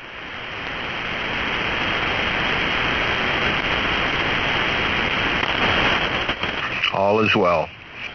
So, Carl, tell me, now that you've had your baby back for 3 or 4 days, isn't it spectacular? Oh, yeah. I missed it. It was like a big empty hole in my heart. And how? The difference between that radio and the other one must be just like, oh, my God, it must just drive you crazy. Yeah, just the quality of the audio to listen to it is so much nicer. It's got much more fidelity than the 746. Oh, and how? And just for the sake of argument, I don't know if I ever said this, I think I have, but the 7610 and the 890, there's no difference at all in the quality of the receiver. I mean, the dynamic range, yes, but the sound, they're in fact, I wouldn't even be surprised if the 7610's even better. There's no advantage. All these new radios are just so good that there's, not one, I don't think one's any better than the other. What speakers are you using? Well, I went from my Amcom to the this big. It's about 10 inches long and maybe 7 inches wide, and it's off a cheap stereo unit. That's what I'm using now, and it's an improvement over the little speaker. What are you using, Carl? I can switch between two pair of Radio Shack speakers. The ones I generally use are Minimus 0.5. They're about like 4 by 6 boxes with about a 4-inch single cone speaker in it. And I got one left and right. They're both in parallel. But it kind of gives you like a sense of presence right between the two. And then I got some larger stereo speakers that I got back behind my operating area, and they got a bit more fidelity, when I'm on AM or something, it sounds better. But usually I use these small ones. They sound great, and certainly anything is better than the ones that are in the radios. Yeah, I'm thinking maybe I have the SP23s, and I'm sure they don't sound as good as probably anything else that I could put on here, and maybe come wintertime again I'll experiment with some other external type speakers. Well, the nice thing about the smaller ones with the smaller speaker is if you start getting up to 8 and 10 inch woofers in your speakers, you start getting way too much bottom in there, and it doesn't sound really good. So I like the smaller ones. I'm just going for the presentation with the matching 23s. Well, these are just wood with an aluminum frame, and it looks kind of crappy, but they sound good. I've been using them, probably 40 years now. You guys doubled.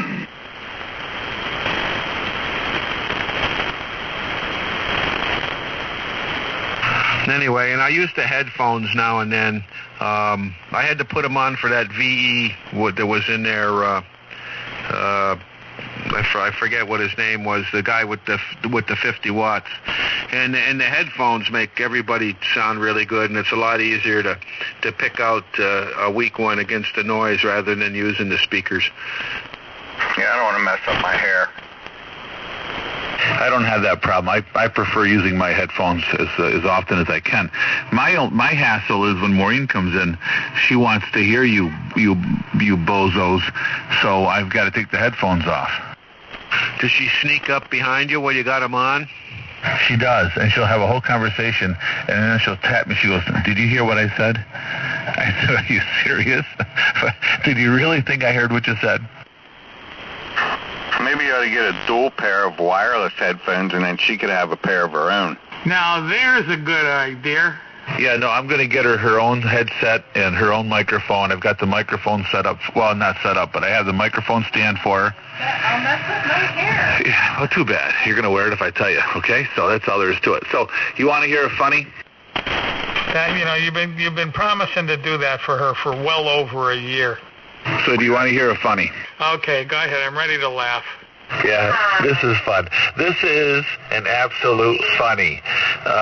So we're looking out at my mom's house today, and the Amish bought the farm right that adjoins her land that Tom Hayes owns. You've heard me talk about Tom Hayes before, a very dear friend. Anyway, so they're putting up fence posts out there.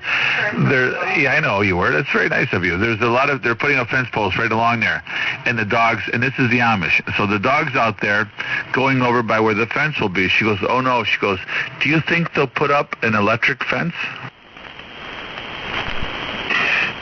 Do they not have power, or do they have power? They're Amish. No electricity.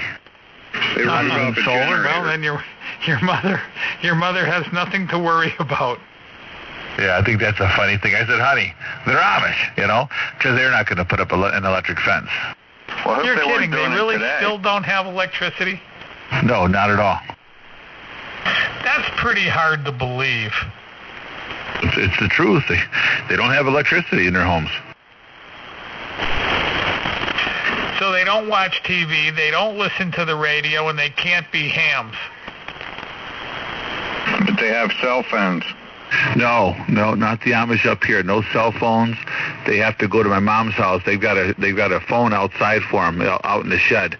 They just go in the shed and they use her phone. Well, they have cell phones down here. They used to have a hardwired phone in a little phone booth kind of building at the end of their lane, and then it was kind of centralized for a bunch of the different families, but now most of them have cell phones down here. Well, wait a second. What's the point of them doing what they're doing if they can go and pick up a phone at your mother's house? Well, it's for business or emergencies. They want to be off the grid, and they want to be untethered to the English way, like they say. And it depends. Each group can have different rules, okay? And it depends on the is it the cardinal, the bishop? I forget the name of the person who's in charge, and it's just how they prefer to live. And the interesting thing is they're building a building for my dad back when my dad was into NASCAR quite a bit. And the one kid said to my dad, "Oh, you like Jeff Gordon, huh?" And he goes, "Yeah, he's doing great this year." And they're talking about Jeff Gordon and stuff. And he got thinking about afterward, wait a minute, how does this kid know about Jeff Gordon? So he asked him, he goes, "How do you know about Jeff Gordon?" And he looks at him, he smiles, he says, "Well, I read the newspaper." Deacon. It's not the deacon, not up here. It's the it's higher than that. It's geez, I'll think of it in a second.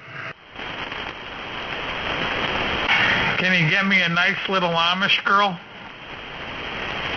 Yeah, but you have to get rid of your radio. No, because I watch this TV show, and these Amish go, when they get to be like 16, probably 18, 19, 20, they go out on this thing, and they go into and live like real people. And then they have the choice to come back or to stay. What is that called? Does anybody know what that's called? Rumspringa. That's what it is, right. Yeah, well, a lot of them enjoy it a lot, and they raise a lot of hell. They have a lot of fun. I don't know. I've dealt with those guys a lot over the years with selling them concrete blocks and going to their homes and doing welding and things like that for them. For most of them, I get along with really, really well. I mean, really well. I'm happy to call them a friend, Some of them not so much, but they all have plenty of money, and now they're my son's doing a bunch of welding for them and like that, so I don't know. They're good people, and they like the way they live, and they don't the bishop, maybe the bishop, the bishop up here is the person that sets up the rules. Yeah, I think you're right. I think it is the bishop. Yeah, we had a roof done here 2 years ago by an Amish crew, and the Amish guy owned a pickup truck, but he had somebody that drove him around, and they'd come here and drop him off and maybe go to another job, and you contacted him with a cell phone. Are you sure they were Amish and not Mennonites? Because out here the Mennonites have pickups and cell phones. No, they were Amish. This guy didn't drive it. He just owned it, and he had an English guy that drove him around. No, they were definitely Amish. Okay. Yeah, the Mennonites down here, they have everything. They have TVs and cars and all that stuff now. Yeah, same up here. Where did the Amish originally come from? Did they come from Europe? Yeah, they have some kind of a hybrid language. It's a German, like Swedish. They have their own language. I'm not sure where they originated from. I thought they were always here from America. It's called Pennsylvania Dutch down here. Germany. Hey, Randy, when you went to your mother's house today, did you get an apple pie? No, she had a peach pie, right? She had a peach pie. She had a pineapple upside down cake and chocolate pie. And you went to all these different houses. Why doesn't everybody get together? Well, she had my brother and my daughter and her boyfriend and my Uncle Perry were there. And then Cody had about 50 people at his house. And Chantel and Cookie had her parents at her house. So, I mean, these people don't all know each other. You get more food that way. Okay, I'm going to go get a tall glass of water. But before I go, I want to know one thing. Was Jane there? No, Jane wasn't invited. You know, one of these days, you ought to just call her up and say, listen, we're gonna bury the hatchet here. Why don't you come to dinner and come to Christmas dinner and enjoy Fonda? Yeah, no, probably not. Why? She apologized for doing that. She was just a young kid at the time. Yeah, I don't have anything against her anymore. I mean, I don't like her, but I don't want to break bread with her. I don't. No. Is that your ex? No, Jane Fonda. Jane, the actress. He doesn't know the story. They're kind of half-assed relatives. Oh, you don't know the wonderful Fonda story? I think I heard that a while back. Yeah, it's she came to Fonda to see her roots, and my grandfather asked her to leave. He owned a restaurant and that kind of thing.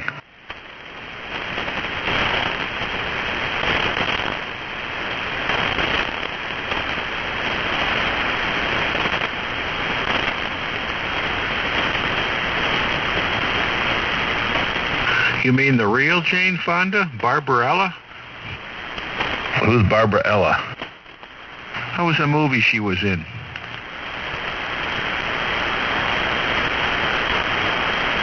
Yeah, he's talking about the movie star. Yeah, she came to Fonda, New York, a bunch of years ago, probably back in... Well, Susie graduated when she was working there, so probably back in like 80, 1980 or 81, to see Fonda and to meet her relatives. So that town was named after her ancestors? No. Well, yeah, they were named after Dal Fonda. Dal Fonda settled Fonda. My mom's a Fonda. My grandfather, Edgar, is Ed Fonda, and he was the oldest Fonda, related to Dal Fonda, and we were like the kings. We'd go to church, and we'd have 40 strong Fondas going to church on Christmas Eve, and they would actually leave us 6 or 8 pews in the front of the church and all that. It was pretty neat. And Jane Fonda decided she wanted to go to Fonda to check out her roots, and she was trying to do like a Salt the Earth campaign, kind of make her look better in the eyes of the public after the Hanoi Jane kind of a thing. So she went through Fonda, and she's seen everybody in Fonda, and she did a big lolly dow and whatever you want to call it. And my grandfather had a restaurant. And she was really excited about meeting the head Fonda, let's say, of Fonda, New York, and he lived in Fonda forever, and so there was a whole bunch of us there. He had 12 children, and there were nine kids and all the grandkids and their wives, the 9 kids, their wives or husbands, whatever, their spouses, I should say, then their kids and great-grandkids and things like this. They're all there at the restaurant. So the guy comes in and he says, "Hello, Mr. Fonda." The bus pulls up out front and he says, "Hello, Mr. Fonda. Mrs. Fonda would like to come in, or Ms. Fonda would like to come in now and sit down and have an interview with you." And he says, "Okay, well, bring her in then." And he says, well, you have to clear the restaurant first. And he goes, excuse me, for what reason? He goes, it's for security reasons. You know, you have to have, we can't have all these people in here. And he said, well, he says, so you know, these are all my kids and my grandkids, my grandkids and my great-grandkids, and there's no place safer that she would be. As a matter of fact, she can come in, you can come in, and you can have one cameraman come in, and that's all I want to have come in here. So he says, well, this is, you know, quite unusual. He says, well, it may be, but that's my rules. This is my restaurant. So if she wants to come in, she may. But like I said, and you know, what's stipulated is the way it's going to be. So he goes out to the bus in a huff and comes back, and then he says, okay, she'll be coming in. So she comes in, and it's like a big whirlwind. Oh, hi, everybody. You know, like we all give a crap about her. And she comes in, and she walks right up, and my grandfather's sitting down. He never gets up. Now, he wouldn't do that normally. If a lady walked in, he would have got up, you know. And he sat down, and he said, hello, Miss Fonda. And she goes, oh, it's so nice to meet you. And she goes to sit down, and he says, no, don't sit there. And she goes, oh, okay, I'm sorry. Where would you like to sit? He goes, well, I'm not going anywhere. He says, but you can't sit there. She goes, oh, excuse me? He goes, no. So you have to understand something. This is my restaurant, and I want you to leave out that door over there. And he points to the door out behind the kitchen. And she goes, I don't understand. And he goes, well, it's very, very clear. He goes, that's the door over there that we take the trash out. So if you don't mind, leave. And then somebody walked over and locked the door to the front of the restaurant. And she and the guy and the cameraman all went out the back door. So I'm guessing you're probably not going to be in her will. Probably not.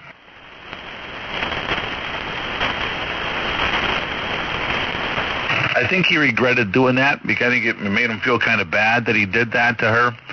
But, you know, at that time it was pretty fresh, you know, and he's older guy, salt of the earth, and she wasn't all that important to him. So I'm guessing she's probably not coming back either. I'm not sure there would be much of a need for her to come back. Not to meet. Well, he's passed, so he didn't. He passed a few years back, so yeah, she won't. To meet him, some of my uncles, she probably would. They'd probably like to meet her. Did she ever apologize for any of that? She did. She made a complete apology. Actually, you know, multiple times as far as I know. I watched one interview with her, and she made a complete apology, and she said she did wrong, and she didn't know what she was doing, you know, and it wasn't cool what she did.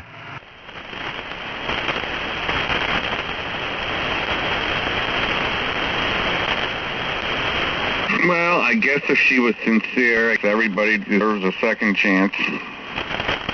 Yeah, sure. I'm sure. You know, it's just one of those things that you know, it was a bad time for everybody, and I think that touched on a bunch of nerves, and she shouldn't have done it, and she says she shouldn't have done it, and we should let bygones be bygones.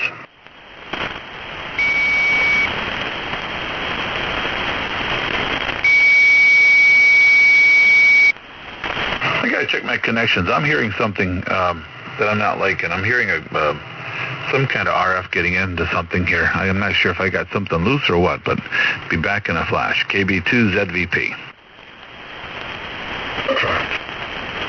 Sound fine here.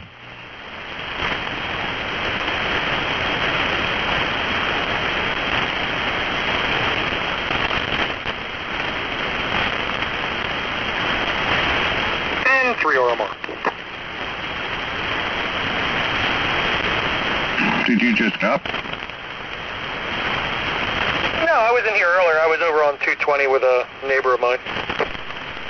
I didn't know there was anybody on 220 anymore. WA3FPN on the 11. And that's why we get on that band, because there is nobody there. Who were you talking to, your friend Gary? From down here.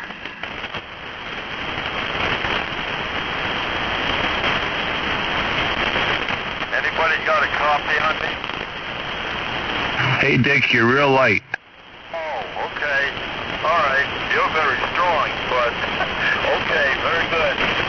Just glad everybody's hearing me anyway. Happy Easter one and all. And I'm just working on a 6-meter boxing in the ham shack here. I'm doing a KC3KXB. And I got a 10-meter boxing out there in the porch. 1 second. I'm doing a 6-meter. I had one, but I gave it away, and I'm making another one. Okay, Dick, you're pretty light and hard to hear at the minute. Some of the guys are talking because they're not hearing you. So I'm not sure what's happening, if it's just a bad band tonight or what. But you're pretty light. Over. Yeah, okay, on the light. Yeah, kind of weak, huh? Oh well. Maybe I don't have the speech processor on, because the guys on 10 meters don't want me to have it on. Let me check it, see if it's on. Okay, good evening, Tom. Evening there, good Mike. Hey, Tom, how you doing? Doing good. Mike, what day did you say as the operation? May 9th.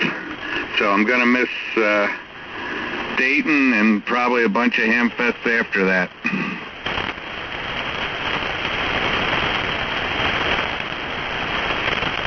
All right, we got it on there now. K1AHA. You're back? All righty, thank you. Yes. Yeah, we got about that 6 noise over here. That's not too bad on my 857. In a 9. 100 feet on each end.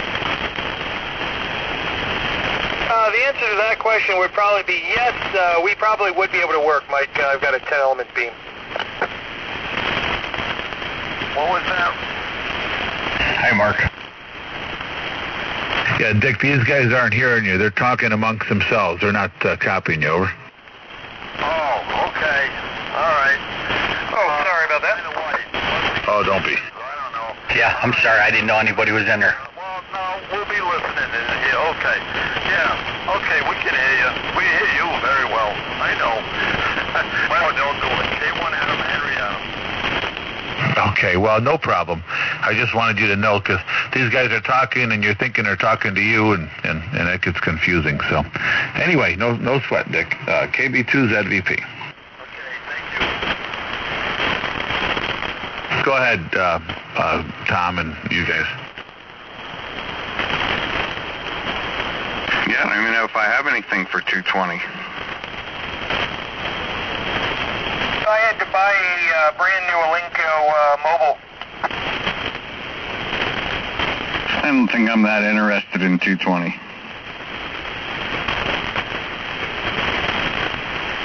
I got an IC 38H or 38A. Haven't used it in a long time. I wonder if my Bofang will work on 220.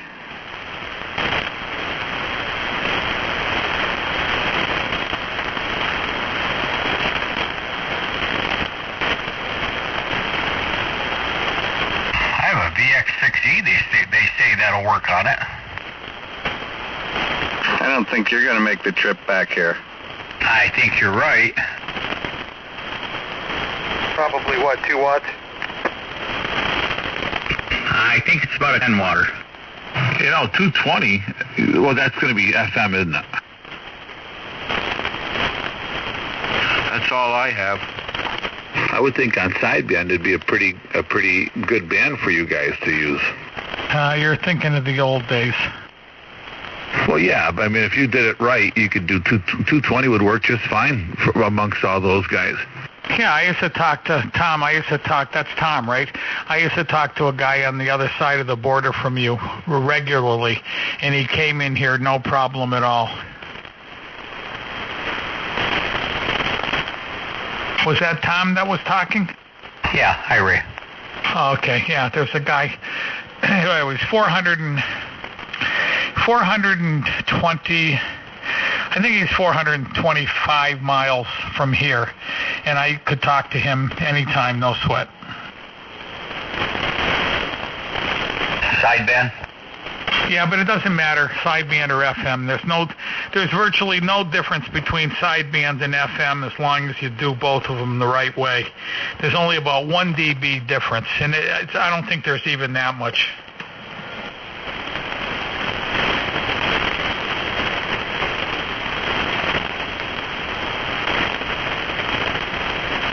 The whole secret to that band is the high gain antenna.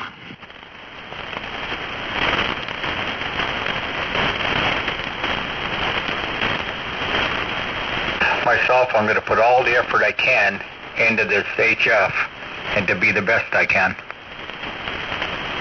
Well, let's put it this way. You could spend 10 grand on 2 meters, and you'd probably be able to talk to me here with not too much difficulty. But the problem is you wouldn't be able to hear Randy, and you wouldn't be able to hear Mike and everybody else because they're in another direction. So it's crazy to spend that money on a band where there's nobody on there. There's just simply nobody on those bands. So the smartest thing to do is just do what you're doing right here. This is where I enjoy myself the most. Pretty scarce. Yeah, there's nobody on even repeaters around here. I put my 2-meter radio back together in my car, and I'm just gonna take the antenna off the roof. I'll just use it for an emergency. I went through the repeaters today. I have about 10 repeaters in my car. I listened. I was driving around quite a bit today. I listened. I didn't hear one person on any repeater. I called on 2 repeaters, said, N1 DBL listening. Anybody around? Nobody even answers. If you can't get them on an FM repeater, you might as well shoot yourself. Well, you know what really surprised me is I hadn't been on quite a while, and I hadn't had 2 meters in the mobile for many years.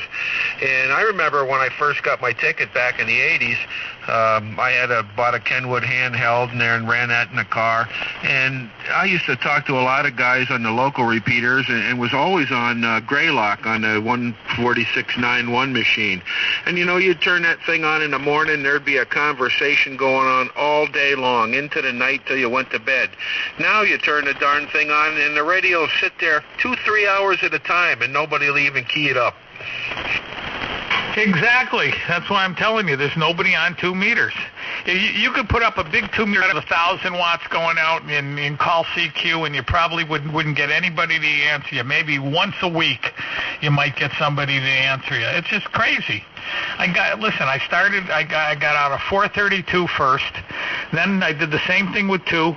I did the same thing on 432. I said, well, I'll give it a shot. I called CQ every night, 7, 8 o'clock at night for a whole week. Never got one person to answer me. I sold out of 432. A couple of years later, same thing on 2. Called one full week, every single night, 4, 7, 8, 9 o'clock. Then not one person answered. I sold out of that. Then we all got on 6. 6 was alive for another 4 years, and then all of a sudden 6 was totally dead too. Yeah, well, I kind of missed the 6-meter stuff we had going on back in the day. WG2E. KB2ZVP. N1 DVL. But we couldn't all talk on 6. That's the problem. We have a great group here. We could never, every one of us could talk to the other guy on 6, one-on-one, but we could never all talk to each other. Yeah, that's what's good here is no rotating, just talk. I heard a guy on 10 meters yesterday. It's the first time I heard anybody on 10 meters since I don't know when. He was down in Georgia, and he was coming in here pretty good. Yeah, well, that's DX too. So, that encompasses the entire country, and there's one guy on. No, you're way better off just staying here, putting all your effort into the low bands. Like I said, I still have my 6-meter ramp. Don't forget that, Carl. You're my only shot at selling that. I still want to get rid of that 6-meter ramp. Okay, I'll keep it in mind. Yeah, 15 meters opens up occasionally. Sometimes in the afternoons there you can work some South Americans, maybe in Africa once in a while. And today, believe it or not, on 80 meters, VK6APZ, Western Australia, was coming in quite well, long path. Wow, did you work him? No, there's a lot of guys stronger than me. I called a couple times, but no luck. I could have never quit that. Grace, Randy, be on your motorcycle heading to Australia. I would have had to go until I got him. Well, you know, he's on there just about every day.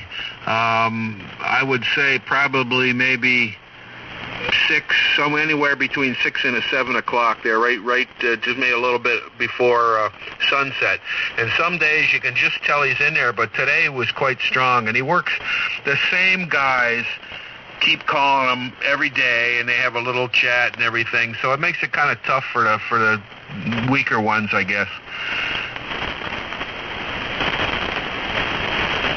Yeah, whatever happened to that motorcycle trip anyway? Life.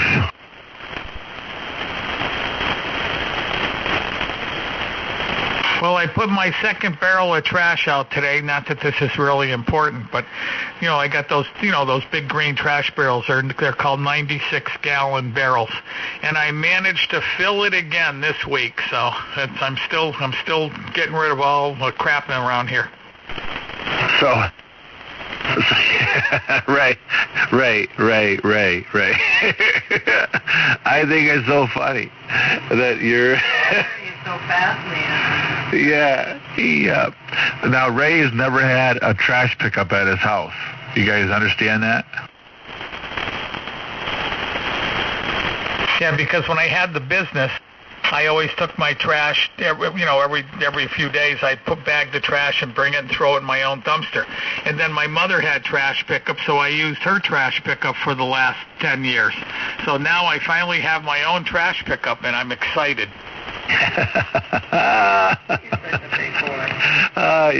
You're a big boy now, Ray. Yeah, but you know what the problem is? You know how hoarders are. They can't throw away anything. They have an old crushed magazine. I've seen this on TV.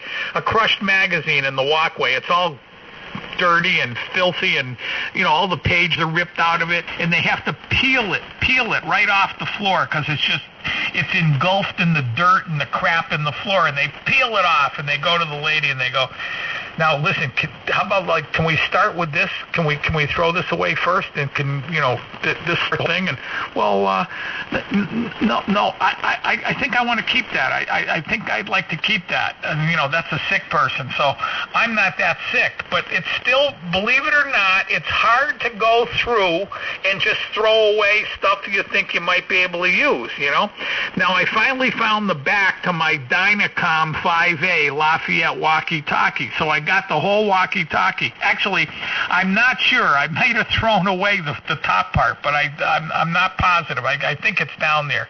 Now I was going to throw that away today, and then I didn't find the other part of it, so I didn't throw it away. But I'm just a little worried because if I keep on going with this, I might throw away that 7600. Throw away that stupid walkie-talkie. What the hell? I mean, what possible good? I mean, think about it. What possible good could come from keeping that thing? Let's say there's a wicked bad, world war, and power's out and nothing works, but you still have the Lafayette walkie-talkie that still works. Even that couldn't save your life, unless you could hit a Krauts over the head with it or something. It's vintage, and you could put it in the museum. No, but listen, if it still works, which it probably does, I could talk to this Kenwood with it. Did you take the batteries out of it? Yeah, there's no batteries in it. It takes 12 Penlight batteries. Throw it away. Keep it. Do you hear how Mark sounds on his HT talking through his radio? You want to sound like that? Yeah, but I could go out in the woods and talk back to my 11-meter base station here. 10-4, good buddy. Imagine how good this Kenwood would sound on that. Imagine.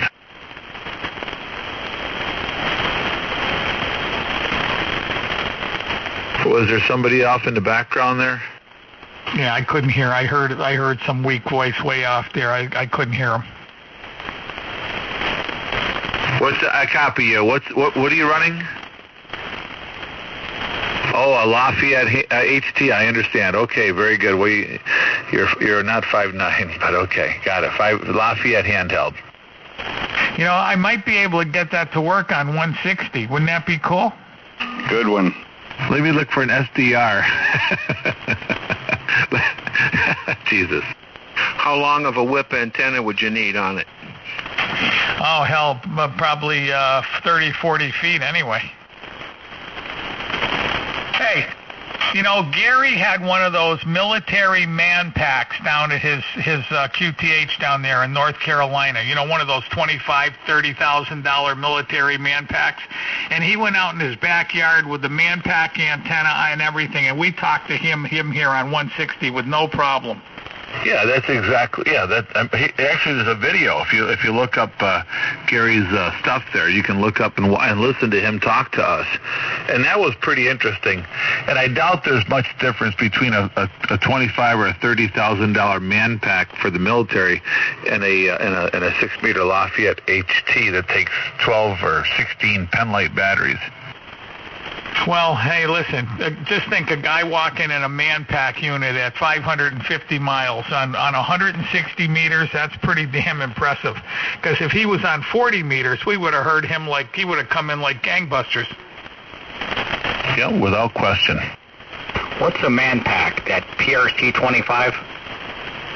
Man pack is like, nowadays they're like $30,000 or $35,000. They cover like probably 1.5 to 30, 35 or 40 megahertz, and they're all, you know, they're the quality of a Kenwood 890, except you carry them on your back. Yeah, but is it what they call a PRC 25?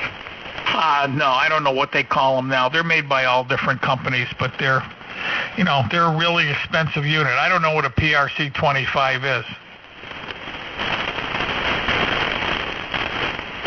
And they also have scrambled. They can scramble the signals and everything. You know, they're pretty interesting. The PRC-25 is probably like an old it certainly is an old version. That's an old man pack, but this is a new modern, top of the line, best you can get type of a thing. You know, that's an old that old PRC-25 is they use that in Vietnam. Yeah, that's Vietnam era. That and my brother said that they used that sat phones.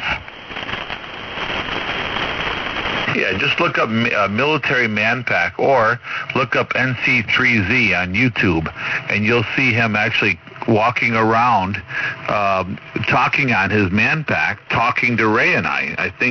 I'm not sure if there's audio from Ray, but I know there's audio from me when he and I were talking. He had it recorded. Is that like a fanny pack? But it goes on your back. It's a bit better. It's a bit bigger than any pack.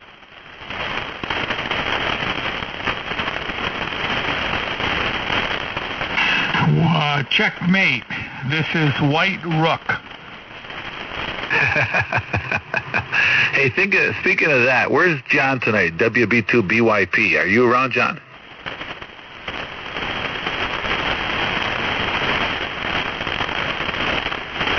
I'm trying to get Mike in here, WB2TTV. Mike, are you listening by any chance? I think he was on 6-meter AM earlier, 8 o'clock or so. Now there's a guy who's got to get an 890.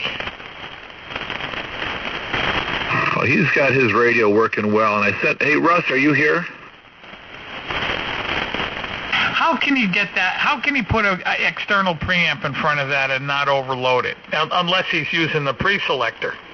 It goes inside the radio, right? It's built. You know, this is a like Uric Road kind of guy, and he built the preamp and he built the filters. And they go to the inside of the radio. They don't just hook to the coax. No, they go on those the BNC connectors out of the back. But I don't understand how come the radio doesn't overload. Because he's built filters that protects the radio from overloading. Yeah, he's got a couple of strong AM stations near there, and he's got filters for each of those. He sent some stuff, you know, with schematics and the readings and everything in emails.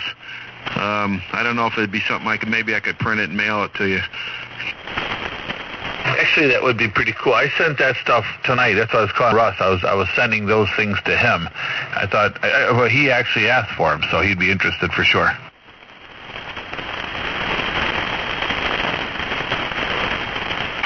It's easier just to buy the Kenwood.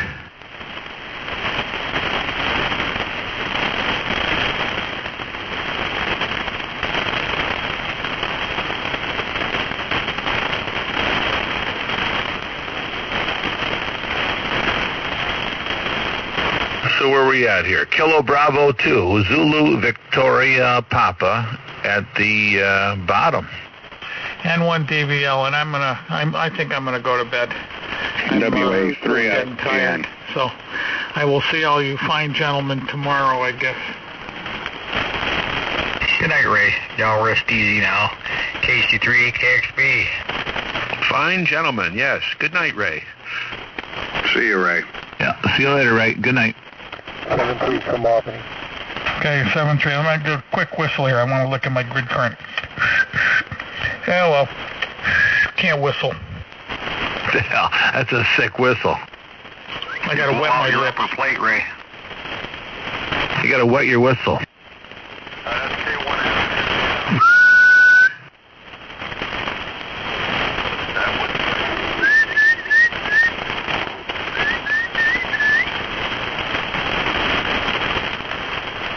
I'm going to hit the kitchen, be right back in a minute here. KB2ZVP, be right back. Okay, very good. Hey, Carl, you got a good signal tonight. You're peaking 35 over. Oh, thanks. You're doing okay yourself, listening on the beverage. How was things on AM there? I kind of forgot about it till the end. Oh, 6 meter AM, there was Mike, the WA2TTV, and there was Bill, W2WHD, and there was me tonight, so there was only 3. So it was pretty good. Oh, okay, yeah, I'm going to have to remember in time. Yeah, if you got anything on 6 meters, I switch back and forth. I take the beam and, put it between them or use the Squalo, and, the beam gives me about another 10 dB over the top of the Squalo when I point it at somebody. Okay, well, most everybody's east of me, so I just leave the beam on east, and it works pretty good. I'm putting another 6 meter Moxon together. Do you hear somebody down in the bottom? Yeah, that's Dick, K1AHA. He says he's working on a 6 meter Moxon. Yeah, I'm on the kick to make another 6 meter Moxon. In fact, it's on the lap right now, and I'm trying to get, the dipole part of it fixed up. Okay, it's about a 4.4 here in Albany. Yeah, okay, Dick. Steve, KA2EXB, I don't know if he's copying it, but I got most of what you said. Well, once you got that going there, Sunday nights, 8 o'clock, there's a bunch of guys from around here to get on 50.4 AM. 50.4 AM, okay. When I get this thing fixed up, I'll look for you, okay? Okay, well, yeah, I meant to get on there tonight, and I forgot all about it, but there was several people in there, I guess, this evening. It pretty much lasted an hour. You should text me when you get on there, Carl. I want to see if I can't work you. Okay, I'll try to remember next week. Yeah, I listened to that 28.350 a little bit, and there was nobody there yet. Oh, that's only on Sundays? Yeah, Sunday night, 8 o'clock. Okay, Sunday night, 8 o'clock. Yes, sir, I got it. That's been going on for about 30, 40 years. Oh, okay. Oh, well, all right. Yeah, I'm hearing you. It's about a 5.4 to a 4.4 to a 5.4. Name is Steve.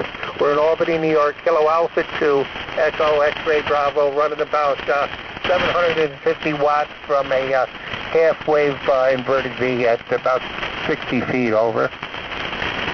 Wow, it's doing good. Okay, thank you. It's doing about 15 over. 15 over on my 857 to 100 watts on this end. So, okay, very good. Yeah, you come up a little bit now. You're up to about a 5.7. Okay, on the 5.7, very good. Center fed dipole, kind of, you know? No, I'm using the inverted V, and it's fed with RG213, and I'm using the W2 DU Balun, over. Okay. I was thinking of making this an inverted V and dropping the ends down, but I don't know, the next is high right now. Each side of mine is 126 feet, and the 252 feet total, with the center being up about 60, and it's sort of like jogs over at the ends, almost like if you look down from the top, it'd almost look like a Z, as in Zulu, over. Hey, whatever, it's working for you. Very good. And a lot is only 90 by 120, so I had to go across the diagonally and then jog over on either end, so seems to be working. I do have some, let's see, 6, 12, 250 foot of ground laterals out too. 4 of them each going out 60 feet at the base of the tower. Oh yeah, yep, that works. That makes it work good. Very good. Oh, very good for you. That's quite an antenna. And yeah, we got about 100 feet on each side, center fed with line and homemade line. And probably somebody said it's around 600 ohm impedance, so I put a homebrew 9 to 1 toroid Balun on it, and it's weird. I know it's a weird arrangement, and then I set it down to 75 RG6 coax, because that's all I had, and then I come down to 50 ohm from there, and then I come into a YT100 tuner, LDG tuner into my radio, and that's the way I got it. Okay, well, it's heating up the antenna because you're up to a 5.8 now.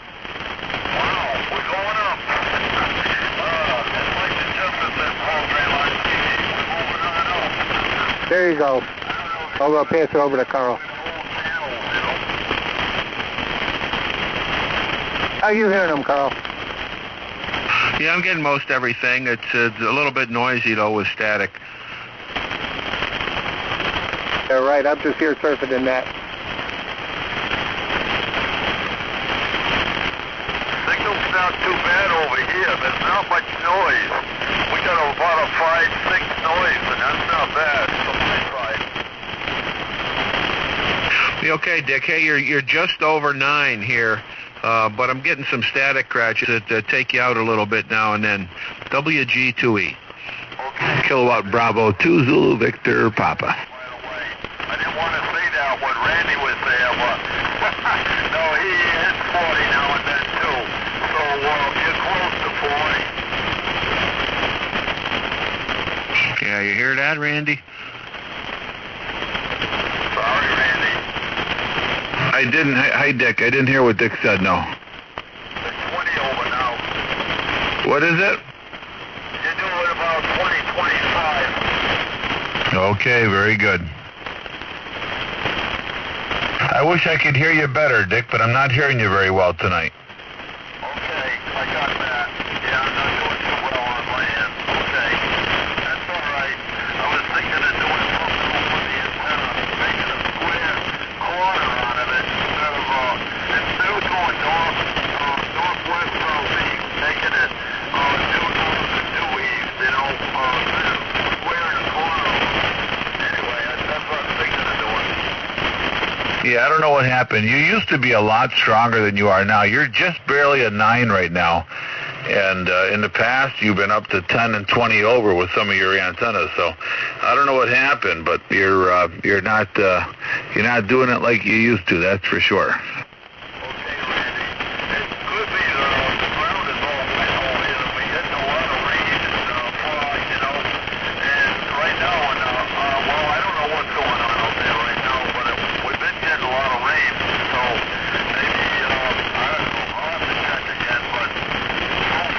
I think it's all right. I don't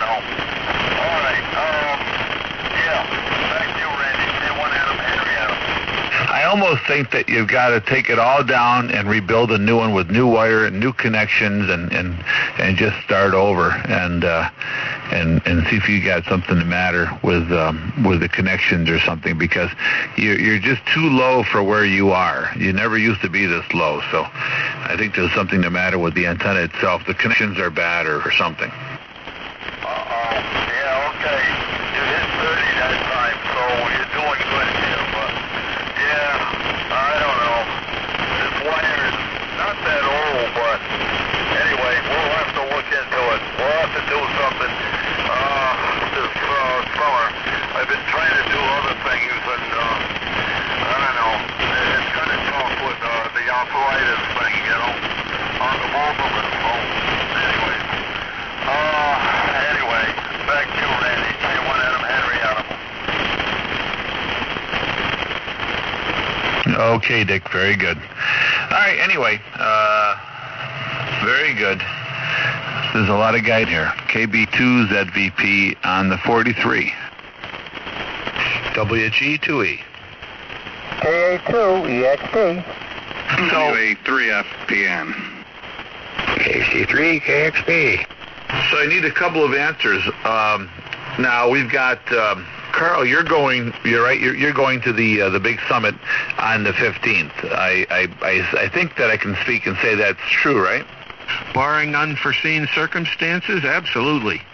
Okay. Now KA2EXP was looking. I think he's looking for a ride down. So you're gonna. I think TTV is going to be going also. So you guys could all. Will you go down and stay overnight, Carl, or just go down and back? No, I just go down and back, and I mentioned this. I talked to Steve yesterday, and we were talking about it, and I mentioned that the wives were invited as well, so I don't know how that's going to work out. And then some time ago, Bob Tootie and I talked about going down too, so I'm not quite sure what any arrangements are going to be yet. Okay, yeah, wives are certainly, welcome and encouraged. Actually, we'd rather look at good limit a bunch of ugly old fat hams. So that would be cool if those guys went down and brought some wives. Now I know TTV talked about going down also and hitting a ride with you or maybe Steve or somebody and going back the same day, because I don't think he'll stay over. And I think BYP will probably stay overnight. But I told if anybody needs a ride and they want to go down Saturday, I'll have room in the pickup truck, so I have a back seat, so I could swing by and grab somebody, but they'll have to get a ride home or stay overnight. Either way, it doesn't matter to me. Now the other question is, what about Tom? Tom, are you going to bring your motorhome out? To tell you the truth, I don't know what I'm doing. If I do, if I can make it, I will bring the motorhome. Okay. Well, I mean, you're welcome to come out just for the day, or I mean, I would imagine you'd want to stay overnight. I think most of the rooms may have two beds, so your wife and you could share one of the beds in our room if you wanted to. I wouldn't care about that. Huh? Okay. Well, thank you. Oh, we got our girlfriend Susie's going to stay with us, so you could. Well, she could sleep in bed with us, and then we'll figure it out. I don't care. Doesn't matter. There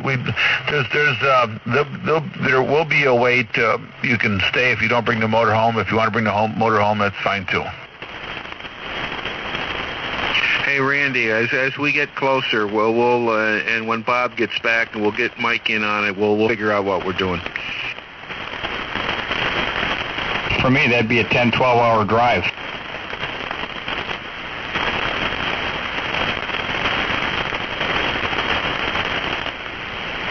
No way. That sounds a little long to me. Chris, you can get to Mars in 12 hours, can't you? Mars? Yeah, I've done that before. What city are you in? You're in. I don't even know how to spell. Cullick or whatever whatever the city is you're in. Conneautville. Conneautville. Where's that? Figure I'm south and west of Erie, Pennsylvania. I'm about 50 miles to Erie.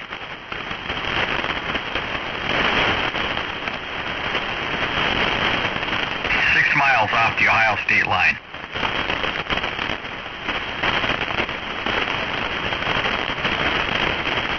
Yeah, it's going to be a haul for you, no doubt about it.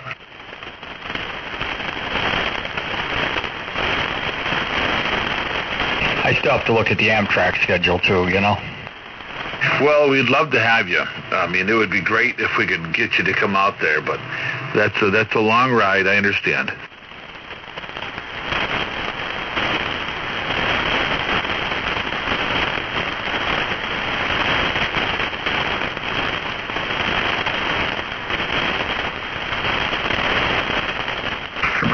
I can bring my girlfriend. 7 hours. 7 hours? Yeah, Kingston, New York to Conneautville, Pennsylvania. 6 hours and 58 minutes via 80 West. 80 West, okay. Yeah, you're only 240 miles from me, and that's a roundabout. So you from you to there, it can't be much more than what, 500 miles? 449. Oh, there you go. Less than 500. You can fly at Erie to Newburgh in 3 hours and 25 minutes. Might be a little longer in his plane. Especially with the wife strapped to the back. I'm going to have her flap her wings. Just have her kick her feet. Well, you get that twin set up, and then that'll cut it in half.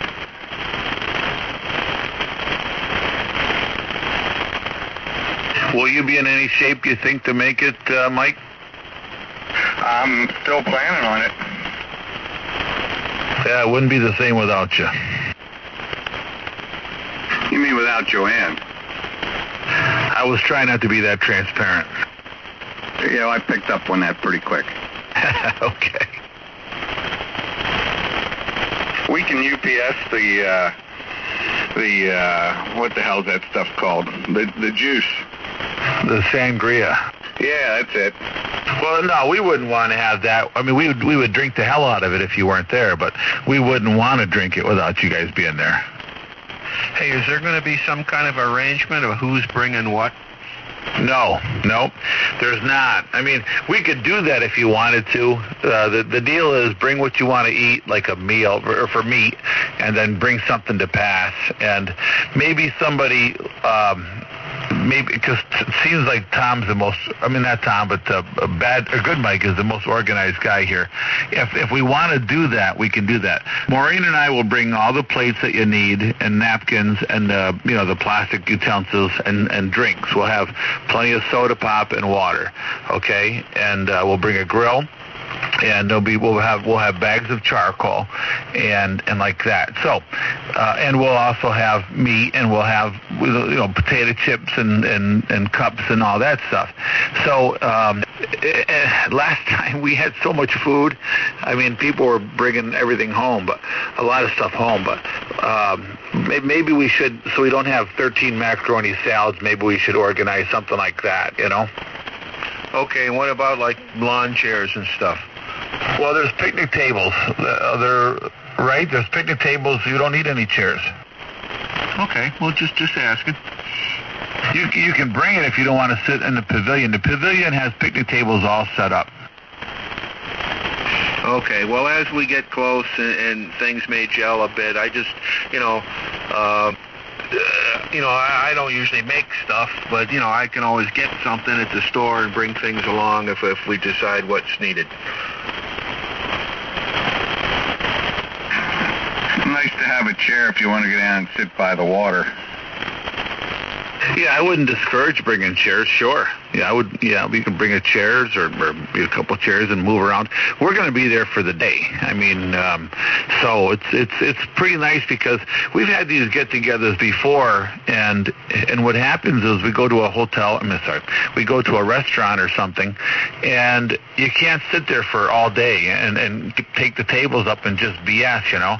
And the last setting was pretty neat. It was a picnic. You could move around, talk to different people, and that was pretty nice, I thought. What time do you think people will start showing up? Between like 10, 11 o'clock, before lunchtime, 10, 11, you know, in that range. Okay.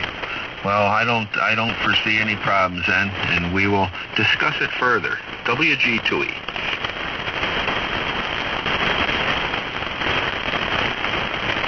So the downside is there's no alcohol in the park and there's no dogs in the park. So if you bring a dog, disguise it as a cat. If you bring alcohol, disguise it as something that's some really delicious fruit punch, right, Mike? Yeah, wink, wink. Nod, nod.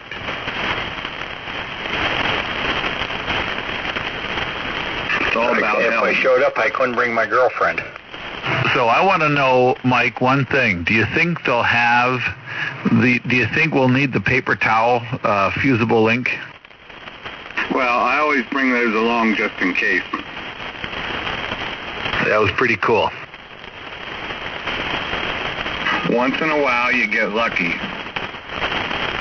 Well, if you got a guy like you and a guy like me, and I know a guy like Carl there, and Tom I'm sure is the same way, there's one way or another we're going to get stuff to work. I would really hope that by now they would have addressed that problem and took care of it. I really wonder if they have. What do you think the chances are? I don't know. Should we take a wager? I'll put $5 that they have not fixed. Maybe somebody should call the desk and say, hey, can you make sure your little heaters in the patio area are working this year? Yeah, we probably should. They may not even know because, you know, I doubt anybody's even brought it up to their attention. Is there a particular place we should go, or is it going to be obvious? What do you mean, in the park? Yeah. Yeah, you're going to pull down the hill and go to your left. It's there's two pavilions, one big one and one's a smaller, but still good size. I mean, it holds 60 people, so that's the one we're at. The pavilion that holds 60. It's in the north. Well, we can always check part of the there park. And find out where to go. Mike, say that again. It's in the northernmost part of the park. Exactly right. Yeah, you come down the hill, you go to the left, and it's all the way to the left as far as you can go. Right? If you see the bridge, drive toward the bridge, okay? Because the bridge is the backdrop. Well, I think it's one way though, so you have to go around to the right, and then you'll come up to it. I don't think you can go. You're not supposed to go to the left. Are you going to have the mobile there? Yeah, we'll have an antenna shootout range set up. John will bring his motorhome with his station set up to read signals, and we'll go to the far end of the park, whoever wants to do the shootout, and we'll see who's got the better signal to John. You could have talk-in. Yeah, and we're going to get Ray in a convertible too, right? You never know what you're going to get with Ray. Did he finally get his house sold?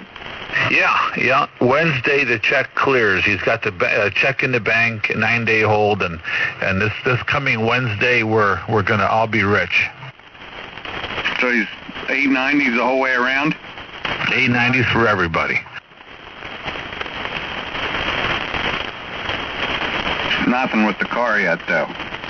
He's decided to keep the car. He's going to just pay Ollie. His son is Oliver, and he's just going to give Oliver the money that he would have gotten for the car for his student loans, and hang on to the car.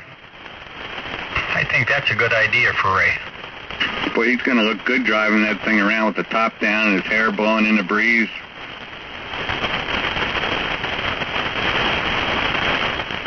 Yeah, and Emily's coming. Good old Emily. maybe that's enough to do it. Hey, well, anyway, I'm going to get out of here on the stairs, have a snack, call it a night. Big day tomorrow. I got to get a new windshield in the Subaru. Oh boy, well, enjoy that. That'll work good. That's a in and out situation nowadays. They've got that down to a science. Yeah, they said about an hour for the window, and then they have to calibrate my cameras there that look at the sides of the road and everything, so that's another hour. So they said it'd be a couple hours. So anyway, that's what's going on. We'll talk to you guys tomorrow, the next day, whatever. WG2E, good night all. That doesn't sound like a cheap windshield. Yeah, okay, 730. We're going to go back in the woodwork, so we'll say 730 to everybody. Also, KA2EXP. The whole bill was $900 and something. The insurance was it. Holy crap! I think the most expensive windshield that I've had put in down here was like in the $300 range. Yeah, I've had $300 windshields installed a lot, but $900 for a windshield? Oh yeah, and there's an extra couple $100 for aligning the cameras and all that stuff. There's two stereo cameras there that are on either side of the rear view mirror, and they look through the glass. So when you change the glass, apparently the refraction changes with a different windshield, and they all have to be calibrated with laser beams and stuff. So supposedly they've done it a jillion times and know what they're doing. I don't have to take it to the dealer. Man, I wouldn't want to have to pay for one of those. Well, it's not even OEM glass. It's better than the original equipment, because I've had 3 Subarus, and they were the lousiest windshields I've ever had. They just after a couple years, it's all, you can hardly see through it driving in the sun. Wow, you didn't learn after the first one?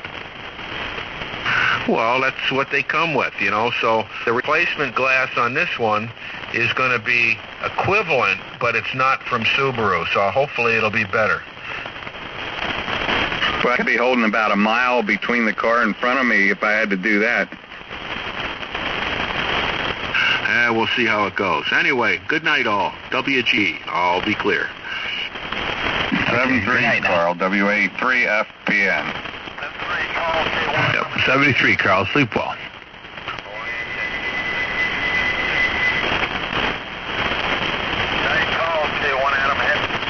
See you, Dick.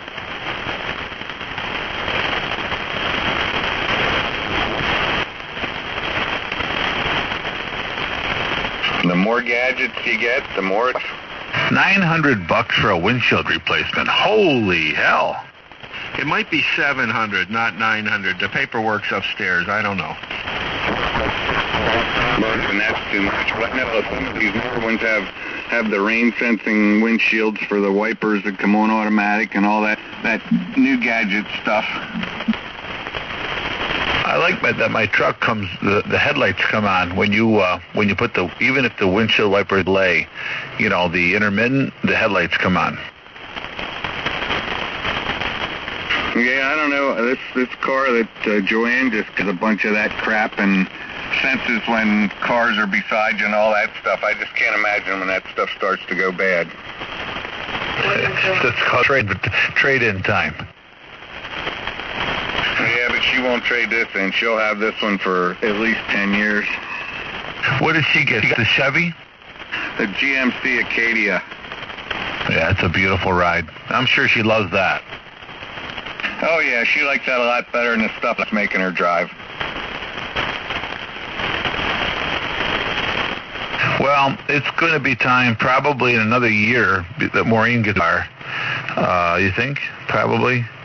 So we've got to start thinking about that. We're going to be facing that. Her Toyota Camry, no, the car's, it makes me nuts when Ray says my cars are brand new. It's a 2001, but her heart is so good. It's that Camry has been such a great car, but it's got 100,000 miles on it now, so 110,000, 160? 170,000 miles, she's saying. I don't know if that's true. I don't think that could be possible. But anyway, it's got a lot of miles on it, and the car is just like driving a new car. It's just a sensational car. Yeah, we see a few Camrys there, and for the most part, I don't recall having any major issues with them. I'm thinking probably the major issue you guys have up there is rust. Yeah, and the car hasn't got a speck of rust on it. It hasn't got not one mark on the car. She got rear-ended last year on the interstate on 81. Somebody stopped, and she stopped behind them, and a Dodge pickup truck hauling a trailer, an enclosed trailer, hit her square in the ass while she was stopped in the car, and that guy was going 70 miles an hour. So you think about that crash, right? And she got out, opened the door, called me. I went up and talked to her and made sure she was okay, and then the cops asked me to leave, of course, but I looked at the car. She drove the car to the auto place, the auto body place. Our neighbor down the road has a place, and he said, do not let them total this car. If they total the car, make sure you buy it back, because we can fix this car for next to nothing. And we did all that. He painted the car, and it looks like a brand new car. It never had any rust. He said, Randy, the underneath of this car is like the day it was bought new. He goes, there's not a speck of rust on this car anywhere. Let's just fix it, So we fixed it, and then we drove the car today for 4.5 hours. Perfect. It's hard to believe that there was no rust. I'll bet it probably demolished that Dodge pickup, though. How did you drive that long without having a radio? Well, I was reading a book. I have a new book from a friend, and I was going to work on because my antenna's effed up. I've got a new antenna I've got to put on the truck, and I didn't have. And so Maureen said, well, if I'm going to drive, I just as soon take the Toyota. So she drove and it did. The Dodge pickup truck had to get towed away, got taken away in an ambulance. Well, there you go. GM all the way. Speaking of antennas, I don't know where he is tonight. He's been around. I'm not sure where he is right now. He got back he was out in Israel, you know that, and he's been back. He's been on a bunch of times, but I'm not sure where he is right now. Maybe he met a girl.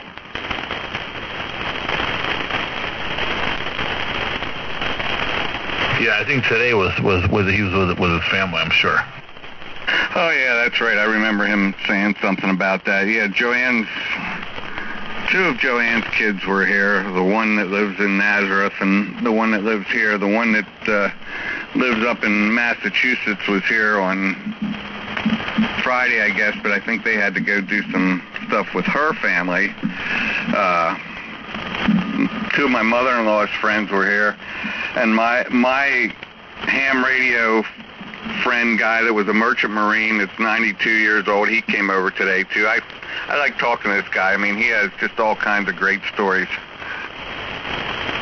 I got a guy, he was a radioman, and he's Stuart from Stuart Electric, and this guy is just a brilliant radio guy, and he's up there in age, and he's got this guy Mike, who's a surface mount wizard, and I go over there, and I talk to Mike about products that I'm working on or something like that, and then I always go in and see Stuart, and he's an old radio guy, and he's asking about the band all the time and what radios, and and then he starts talking about the radios that they had on the ship and how they were all bonded and how they would make antennas out of nothing, and how they would cook their ham with RF energy, that he would steal a ham, and they got in trouble for that, and just great stories from this old guy, and I just love talking to those guys. And I'm at work, and I'm I go over there, and I'm in a mad rush because I got something broken. I need something that they got, and I'll go over there. Next thing you know, it's 45 minutes before I get out of there,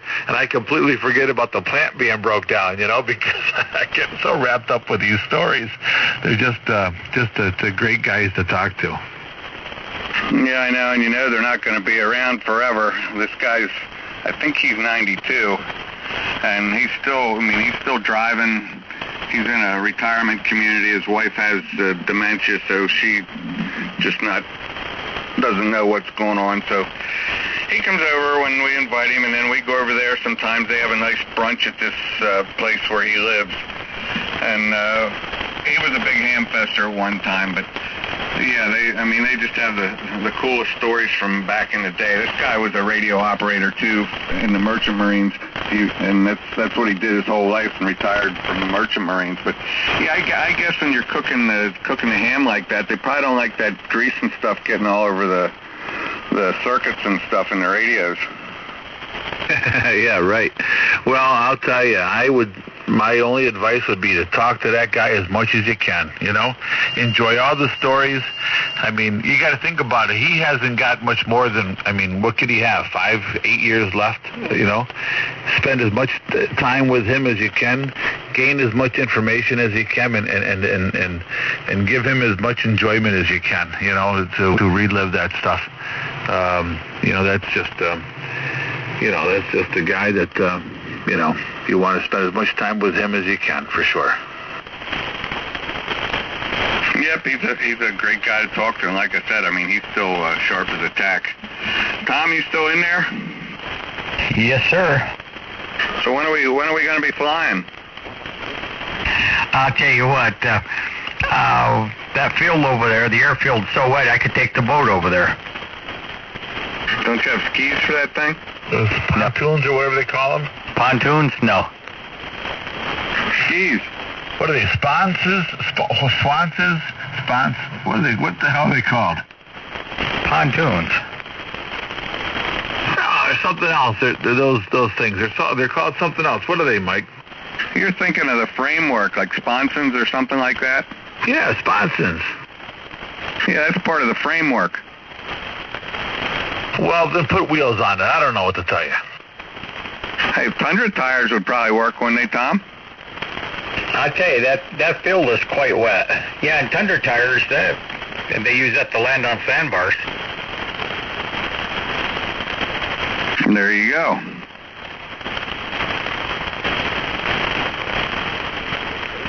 Did you have a rig in the plane? I carry a handheld.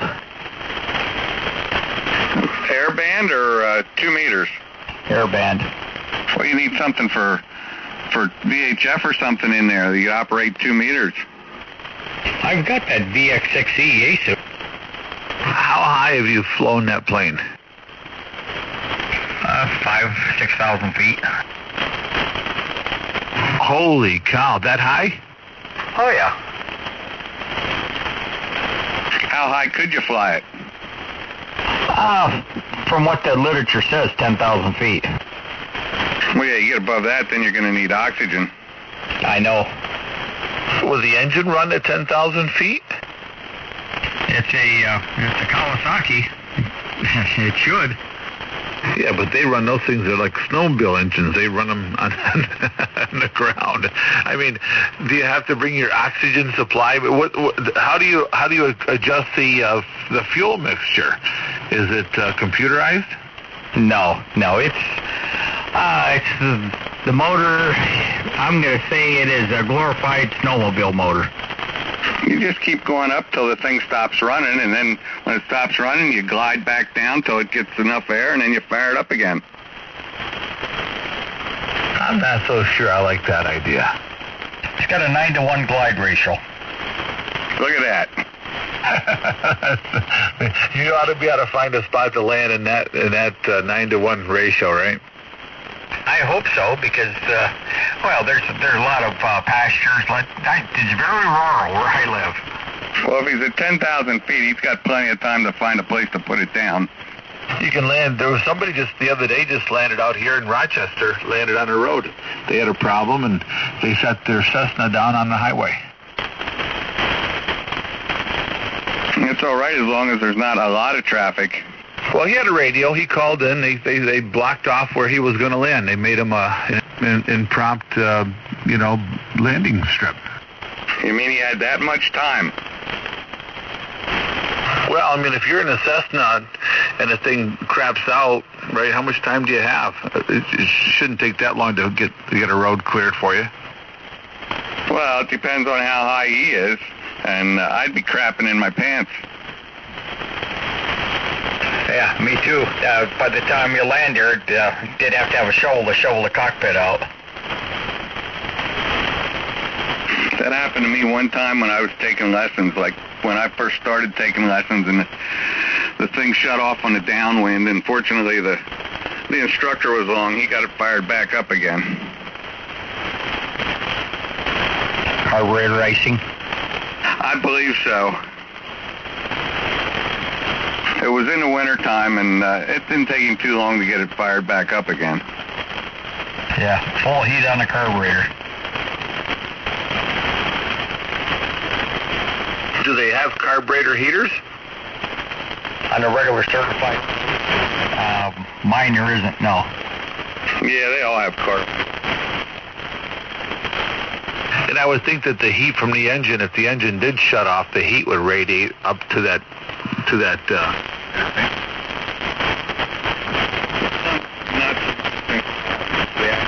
carb heat on them. I'm not sure. Maybe it does, but not enough.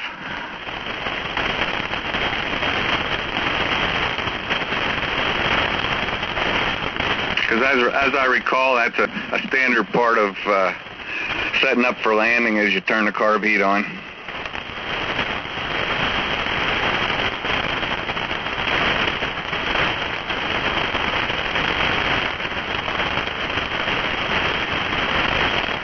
I guess a lot of the newer ones that are fuel injected, though, you don't have that problem. Yeah, and as I remember, if you have flaps on your final there, the 17-degree flaps.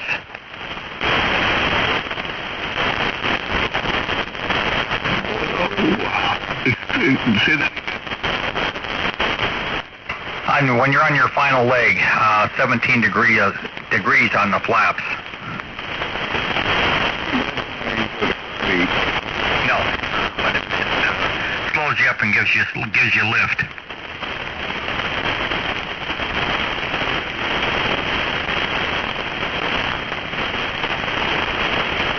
What's the stall speed on that thing?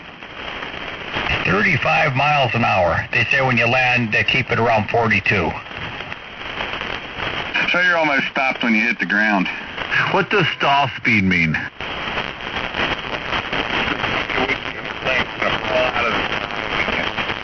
Yeah, quit flying. You see, it's the point of where you transfer from flying to falling. Exactly. If you were to see, let's just say you started falling from 1,000 feet, could you nose the thing down and then start flying again? I'd say you don't have too much time to get that straightened out, and if you end up in a spin, you're probably going to be hitting the ground.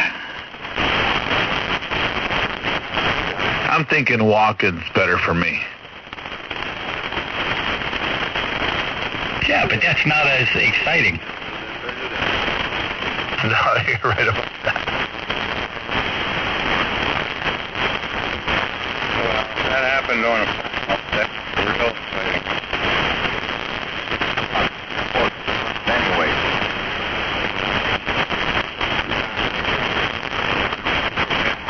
You don't have to from that.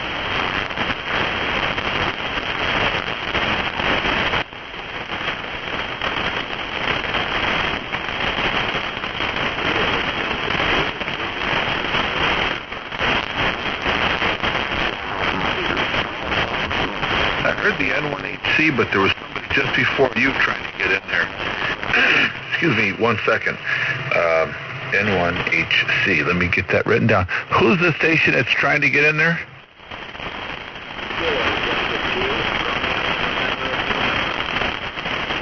Okay, give your call a couple of times. I'm just barely hearing you. I heard the Romeo. What's the rest of it? Delta 2, Romeo, November, November.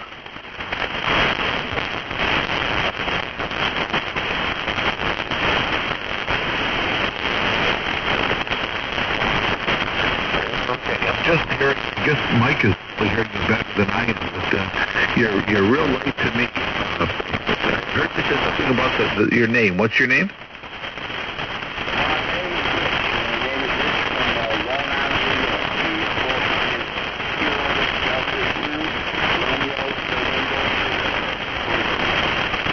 Okay, Rich, very good. Kilo Delta 2. Who's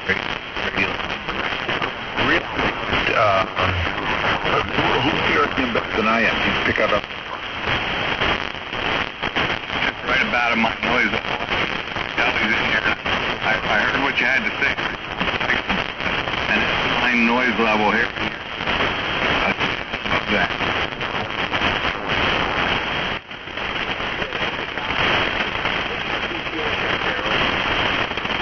The QTH here is Manheim, Pennsylvania, about 30 miles southeast of Harrisburg.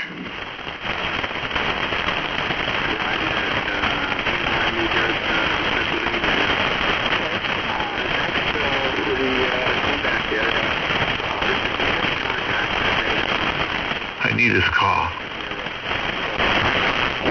The 2 Romeo, November, November.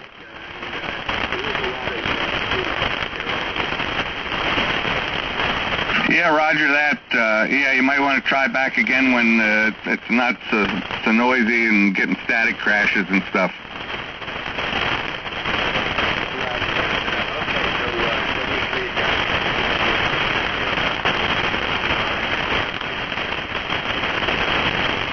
Yep, 73's, Rich. Yep, 73, Rich. You're super light here. I've got the cost straightened out. Thank you for that, Mike. And the November 1 Hotel Charlie. Go ahead. Hey, good evening. Name's Horace, Horace, and we're up here in northwestern Vermont.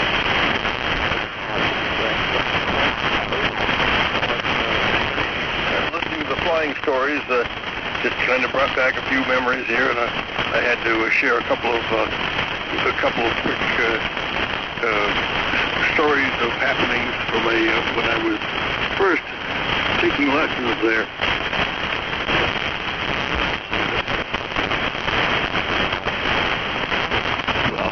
Feel free, Horace. Nice to hear you again. Nice signal here in Central New York. This is Randy, Kilo Bravo 2 Zulu Victor Papa, and I'm the opposite of a flyer. I'm a walker. So I'll let the other guys introduce themselves, but I'm sure we'd all like to hear your stories. I think the name there was Horace. I'm having a little bit of a hard time copying you. Name here is Mike, and I'm in Manheim, Pennsylvania. Which call goes with you?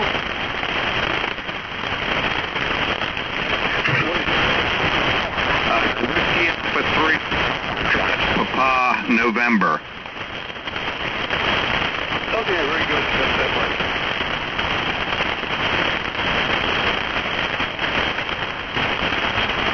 Are you copying Horace, Tom? I'm picking out a word every now and then. All day on a Saturday, about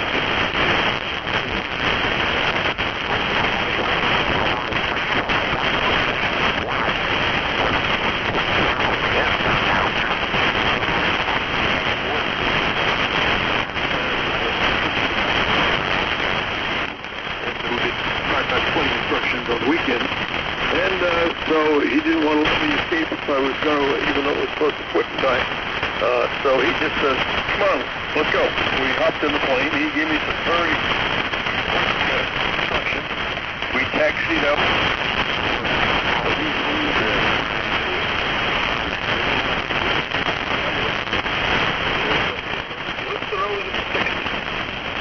So we kept going. I probably hit a little bit more 60. And then I yanked back on the, having no sense of how much pressure to use. And so we started climbing like a rocket.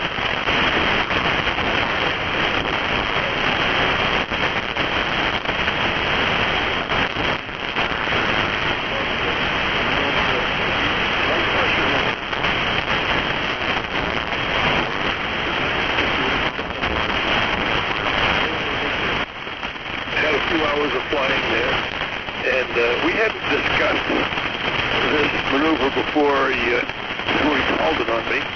But I knew there were 3 things.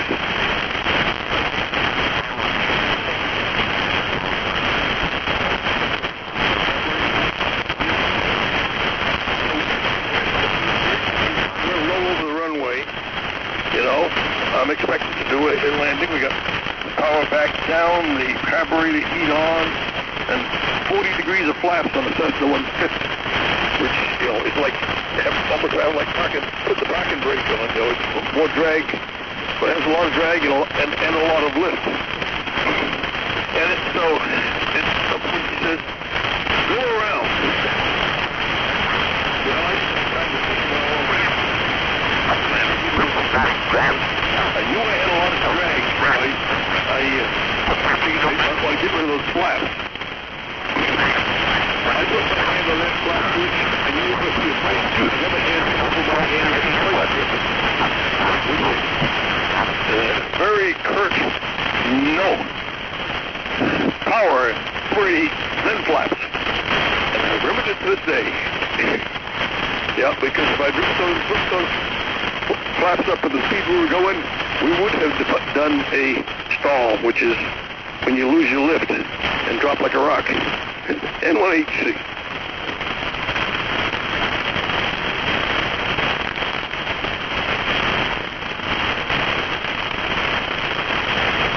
All right, Horace, I think you turned it over there. I had to put the headphones on to be able to pick you out. But yeah, I have a lot of hours in, relatively speaking, in the 150s and the 152s. That's what I learned to do a lot of flying in, and some of the same things. The thing that I hated the most about learning how to fly was doing stalls. I mean, I just hated that. I knew when we were going out to the practice field that that was the first thing that he was going to want to, the instructor was going to want me to do was do stalls, and I just like to fly straight and level. So it was all part of learning, and I think it took me,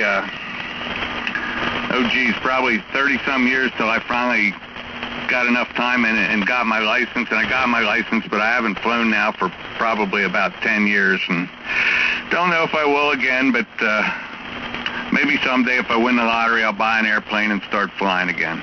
WA3FP.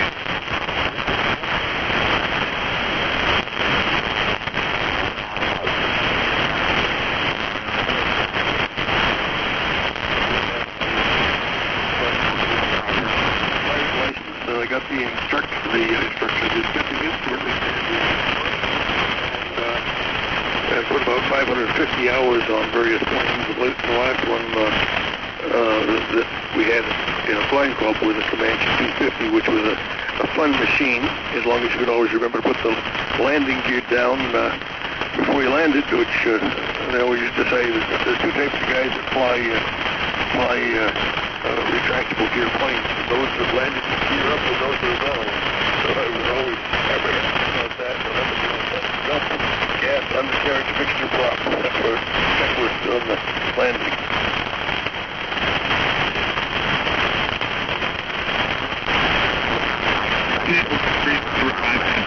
I was flying 150s, 152s, 172s, and started flying the Archers, which I never thought I would like flying the low wing as much, but after I started flying those, I really liked them. They landed a lot nicer. It was just a lot nicer plane to fly. Well, it kind of create a little bit of an air cushion between that low wing and the runway, I think, and that makes them a little easier on landing.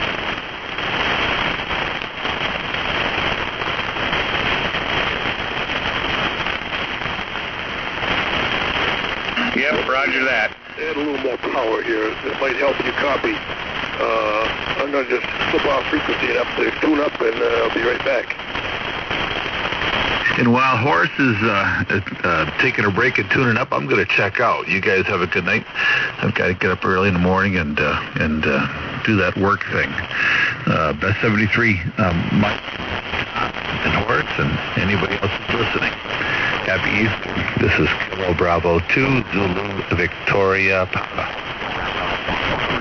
Roger that. I don't know if I'm going to go in tomorrow. I don't know where I'm going to be working since it's just awful tough working on cars with a walk. We'll see how I can do. They'll do some paperwork, and hopefully they can get me on a little better medication here that'll take some of the edge off this back pain.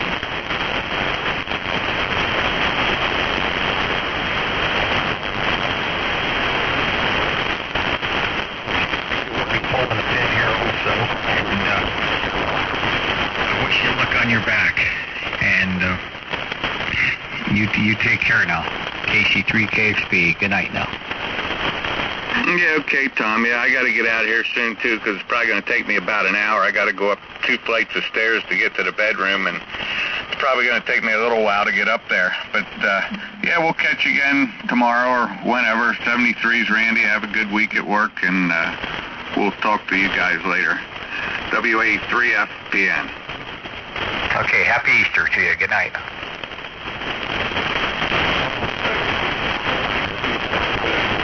I just got the small amplifier here, but it hopefully helps a little bit. N1HC. All right, yeah, I can copy a little bit better now, Horse. Is it 1 Charlie Alpha Charlie? November 1 Hotel Charlie. All right, I got you now. What's your HH?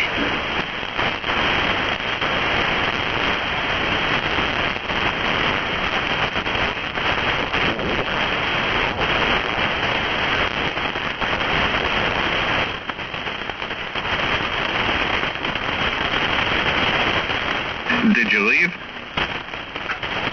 No, I'm here. I was just waiting for your input. Okay, what is your QTH? Northwestern Vermont, town of Milton, Milton. Okay,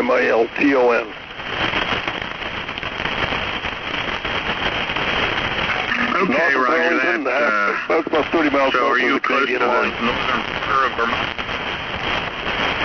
Northwestern Vermont, it's about 30 miles south of the Canadian border and about 15 miles north of Burlington. Okay, roger that. Yeah, I wasn't copying all you were saying about the flying there, but you're commercial now?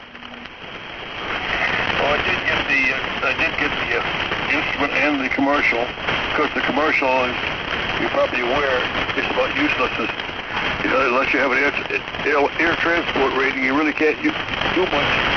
Fly packages. Okay, so you didn't fly commercial? No. It was strictly just a progression in the.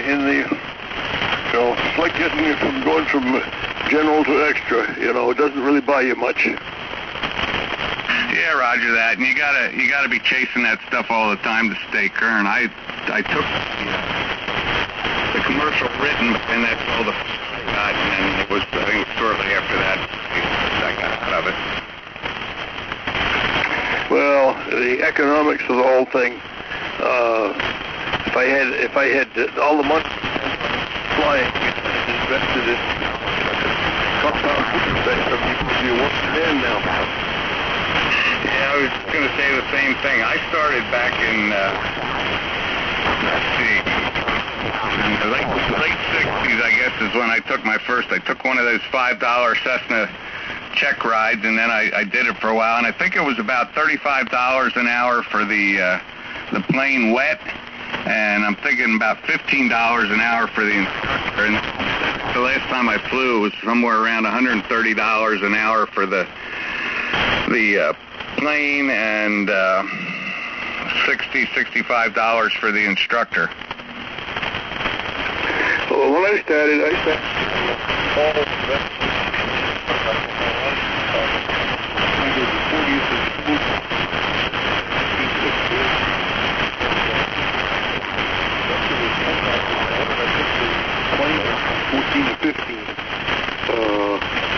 which still, of course, in those days, that still was a lot of money, but it was doable. Yeah, roger that. Well, yeah, you started just a little bit earlier than I did, and I didn't chase it the whole way through. Like I said, in '69, I think I took my first ride, and I believe it was '99 when I took my check ride. I took my check ride the day after Kennedy went down. I think one of my early flying lessons was the day after, the morning after a Command Airways. I'm trying to think what it was. I think it was a Piper Aztec twin engine that was flying out of out of Poughkeepsie, and the guys, three pilots on board, and one of them thought he'd be a wise ass and give the guy a little bit of emergency recovery practice. So we chopped the power, turned the power off the one engine or something or other. Well, that didn't work out too well. They put it in the middle of a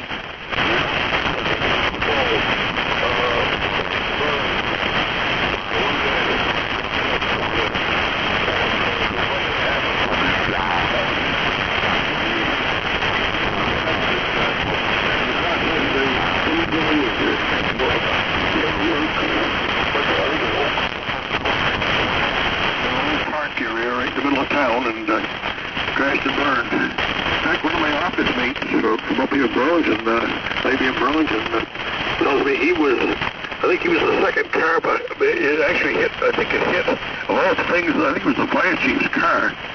And he was the car behind the fire chief's car.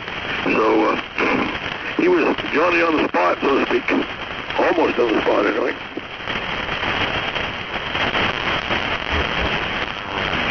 That's something I want to deal with, and that deal with Kennedy, I could never really understand that. The guy had more money than he knew what to do with, and would have not been anything at all to have an instructor go along with him. He was new to that plane.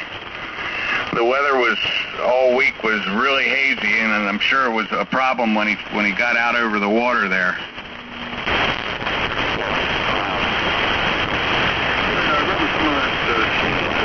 Going from Maine back to Poughkeepsie, and it was so hazy. I mean, it really was IFR weather, I guess, pretty much, but it wasn't legal IFR, but it was darn near it. I remember, of course, with the 500-foot spacings, plus or minus some tolerance, I remember those kind of winds.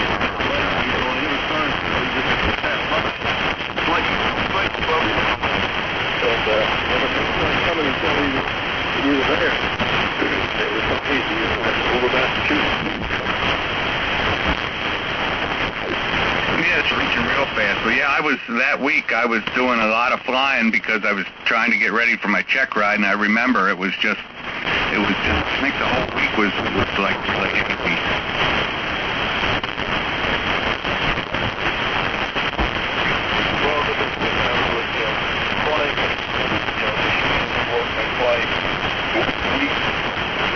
Saturday or Sunday, whatever, and then you wouldn't do it because of the weather. And the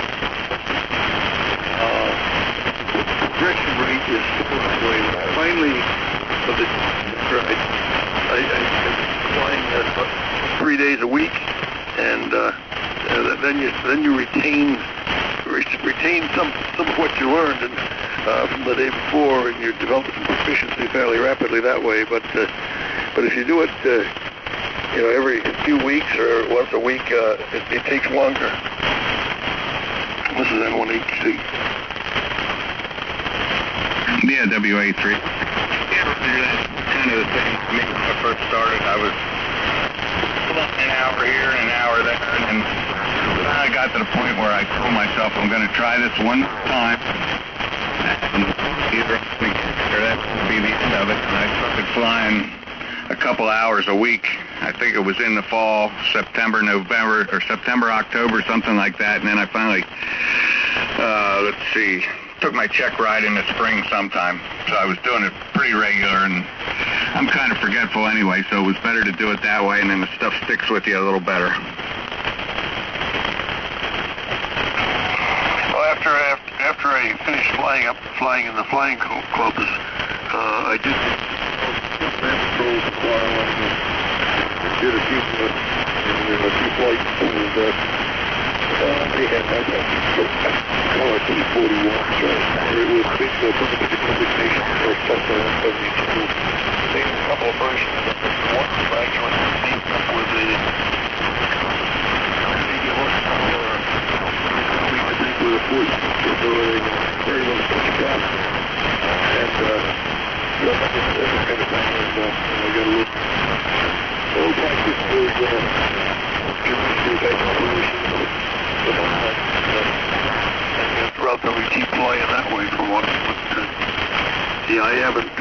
I'm well past the point where I would be able to qualify now, and I've got macular degeneration setting in, so zero chance that I will ever fly again. Yeah, roger that. Well, I'm guessing you're probably somewhere close to the same age as me. I'm 67. I'll be 68 next month. You know, the grip's the difference. You got it. All right, Bob. Yeah. What's the rig there? The rig is a Nikon 7300, and the amplifier, I had never run an amplifier until this fall, and I went down to the Nearfest there back in October, and picked up a used Ameritron AL811. And that kind of helped my signal a little bit there. I did do some antenna work today. I put up the antenna, the Sherlock, it was only, the feed point was really only up about, I thought it was up 20, 25 feet, but actually I think it sagged a little bit. It wasn't much more than 15, 16 feet. Anyway, I bought one of those things you fire up to shoot a launcher deal to launch my antenna up into the tree higher. Up there. In the winter here. Well, today, I get much trees fast. I gotta do it before the leaves. Big old people trees, lots of branches. One of those things you find in something else. And back on your group there, now, wait a minute, somebody made a video of their operation with the road. Anyway, I had to fight because I had all these little small branches that wanted to give me a lot of grief, but it's up now higher than it was. I haven't got around to go try to raise the other end, but that may help me a little bit too. But it's probably up in the 35 feet range now, which is quite a bit better than it was. We'll see how it works out. This is N1HC. Yeah, N1HC W83F panel. Very good. Yeah, that was probably Mike that sent you the video. I'm the guy that had the launcher. I sent it up to him. He's up in, up above Syracuse someplace. Like I said, I'm in Mannheim, so I'll send it to whoever wants to use it, because you only use it, once in a while. But I did get one. It works pretty well, so I think I'm up about 60 feet. I want to do some work here before the leaves get on the tree. But I found out when I wanted to let the antenna down here a couple of weeks ago that the tree had sort of grown around the rope, so it was sort of stuck up last side. We had a couple of storms down here, and that kind of loosened it up a little bit. Before the trees get too leafy, you're probably going to chance to work on it. Yeah. Near that, you probably walked by. I was setting there some stuff. We had a pretty good day on Friday. Then Saturday it started raining and blowing, and I brought all the pine needles back with me from up there. I think there's still some of them in my hand.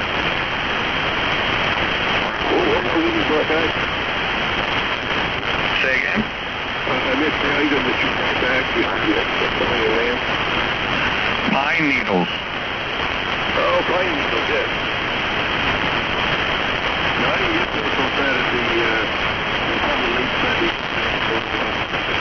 And of course, they just got shot with it. I just took travel around there and got the part that I'm looking for, and left the amplifier on my pine, and I picked this one up for $400 full unit with a manual, and so forth. It worked nicely. So, I said, well, I could get something bigger, but how many dB more is it going to buy me? Then I got to run 4 hours of running the 20 volt line shack here.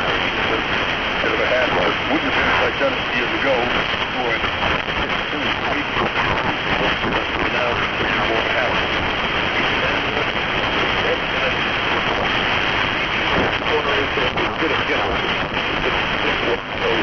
It's maybe where we start. But I've always really, well, it'll be 60 June here. Give me enough place. I'm with you. I got my license back in 67, but I haven't been public all that time. I would be in and out of it depending on what other hobbies I got involved with. Saturday wasn't the best day up there. We actually left early. We went up Saturday, and my wife was with me. We were selling some stuff, and the weather was a little crappy, so we packed up and left early. My wife's son lives in Lowell, New Hampshire. He sells shoes commercially, and he does all of New England. And we were able to stay with him up there for a couple of days, so that made it nicer. And I'm running a 7610 with an AL82, and the AL82 came from north of Boston, and he was able to pick that up for me, so we saved a lot of money there on shipping. So I haven't been running an amp awful long, probably past maybe 2 to 3 years since I got on 160 here, and these guys beach up for more power and all that stuff, so I finally broke down and got an amp. Well, Horst, I'm going to get out of here. It's getting to be towards my bedtime, and I'm still working, so I got to get up in the morning. So I'm going to say 73. It's been real nice talking to you, and hope you stop here and in here again. And the guys will probably beach up on that antenna too. They're pretty big on the dipoles with the ladder line, and that's what we're running here. So 73s again. Good to talk to you, and happy Easter, and look forward to talking to you again. N1HC WA3F. Yeah, okay, very good, Mike. F is in Frank, S is in Sam. F, Foxtrot, Frank. Yep, you got it. Whiskey Alpha 3, Foxtrot, Papa, November. Yeah, okay, I had it written down right. Anyway, very good. Down to Jackson, Victoria. Antenna dissertations I get. And you generally find me down on 1850 from 11 to whenever at night here. Good bunch of guys down there too. And so we get on there fairly regularly. And I'm kind of not too bright up here. See, I have my own business, two-way radio sales and service there. So that's this now. And so I still have to go to work. Although I'm on the bankers hours people accuse me of working West Coast time, and that's kind of the way I am. I'm more of a nocturnal creature. I go in late and come home late, so forth. So, and I'm asking myself why I'm doing it. And if I could figure out how to get out of it with my shirt on my back, I probably would. Because somehow installing radios and construction equipment and so forth, and town highway trucks and so forth, and it's just getting old. Maybe it's just me that's getting old. Something is anyway. Anyway, I'll let you carry on.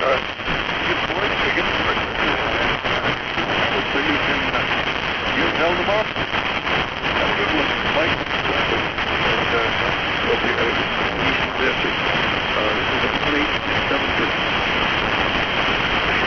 Good talking to you, Horst. 73 WA3FPN clear.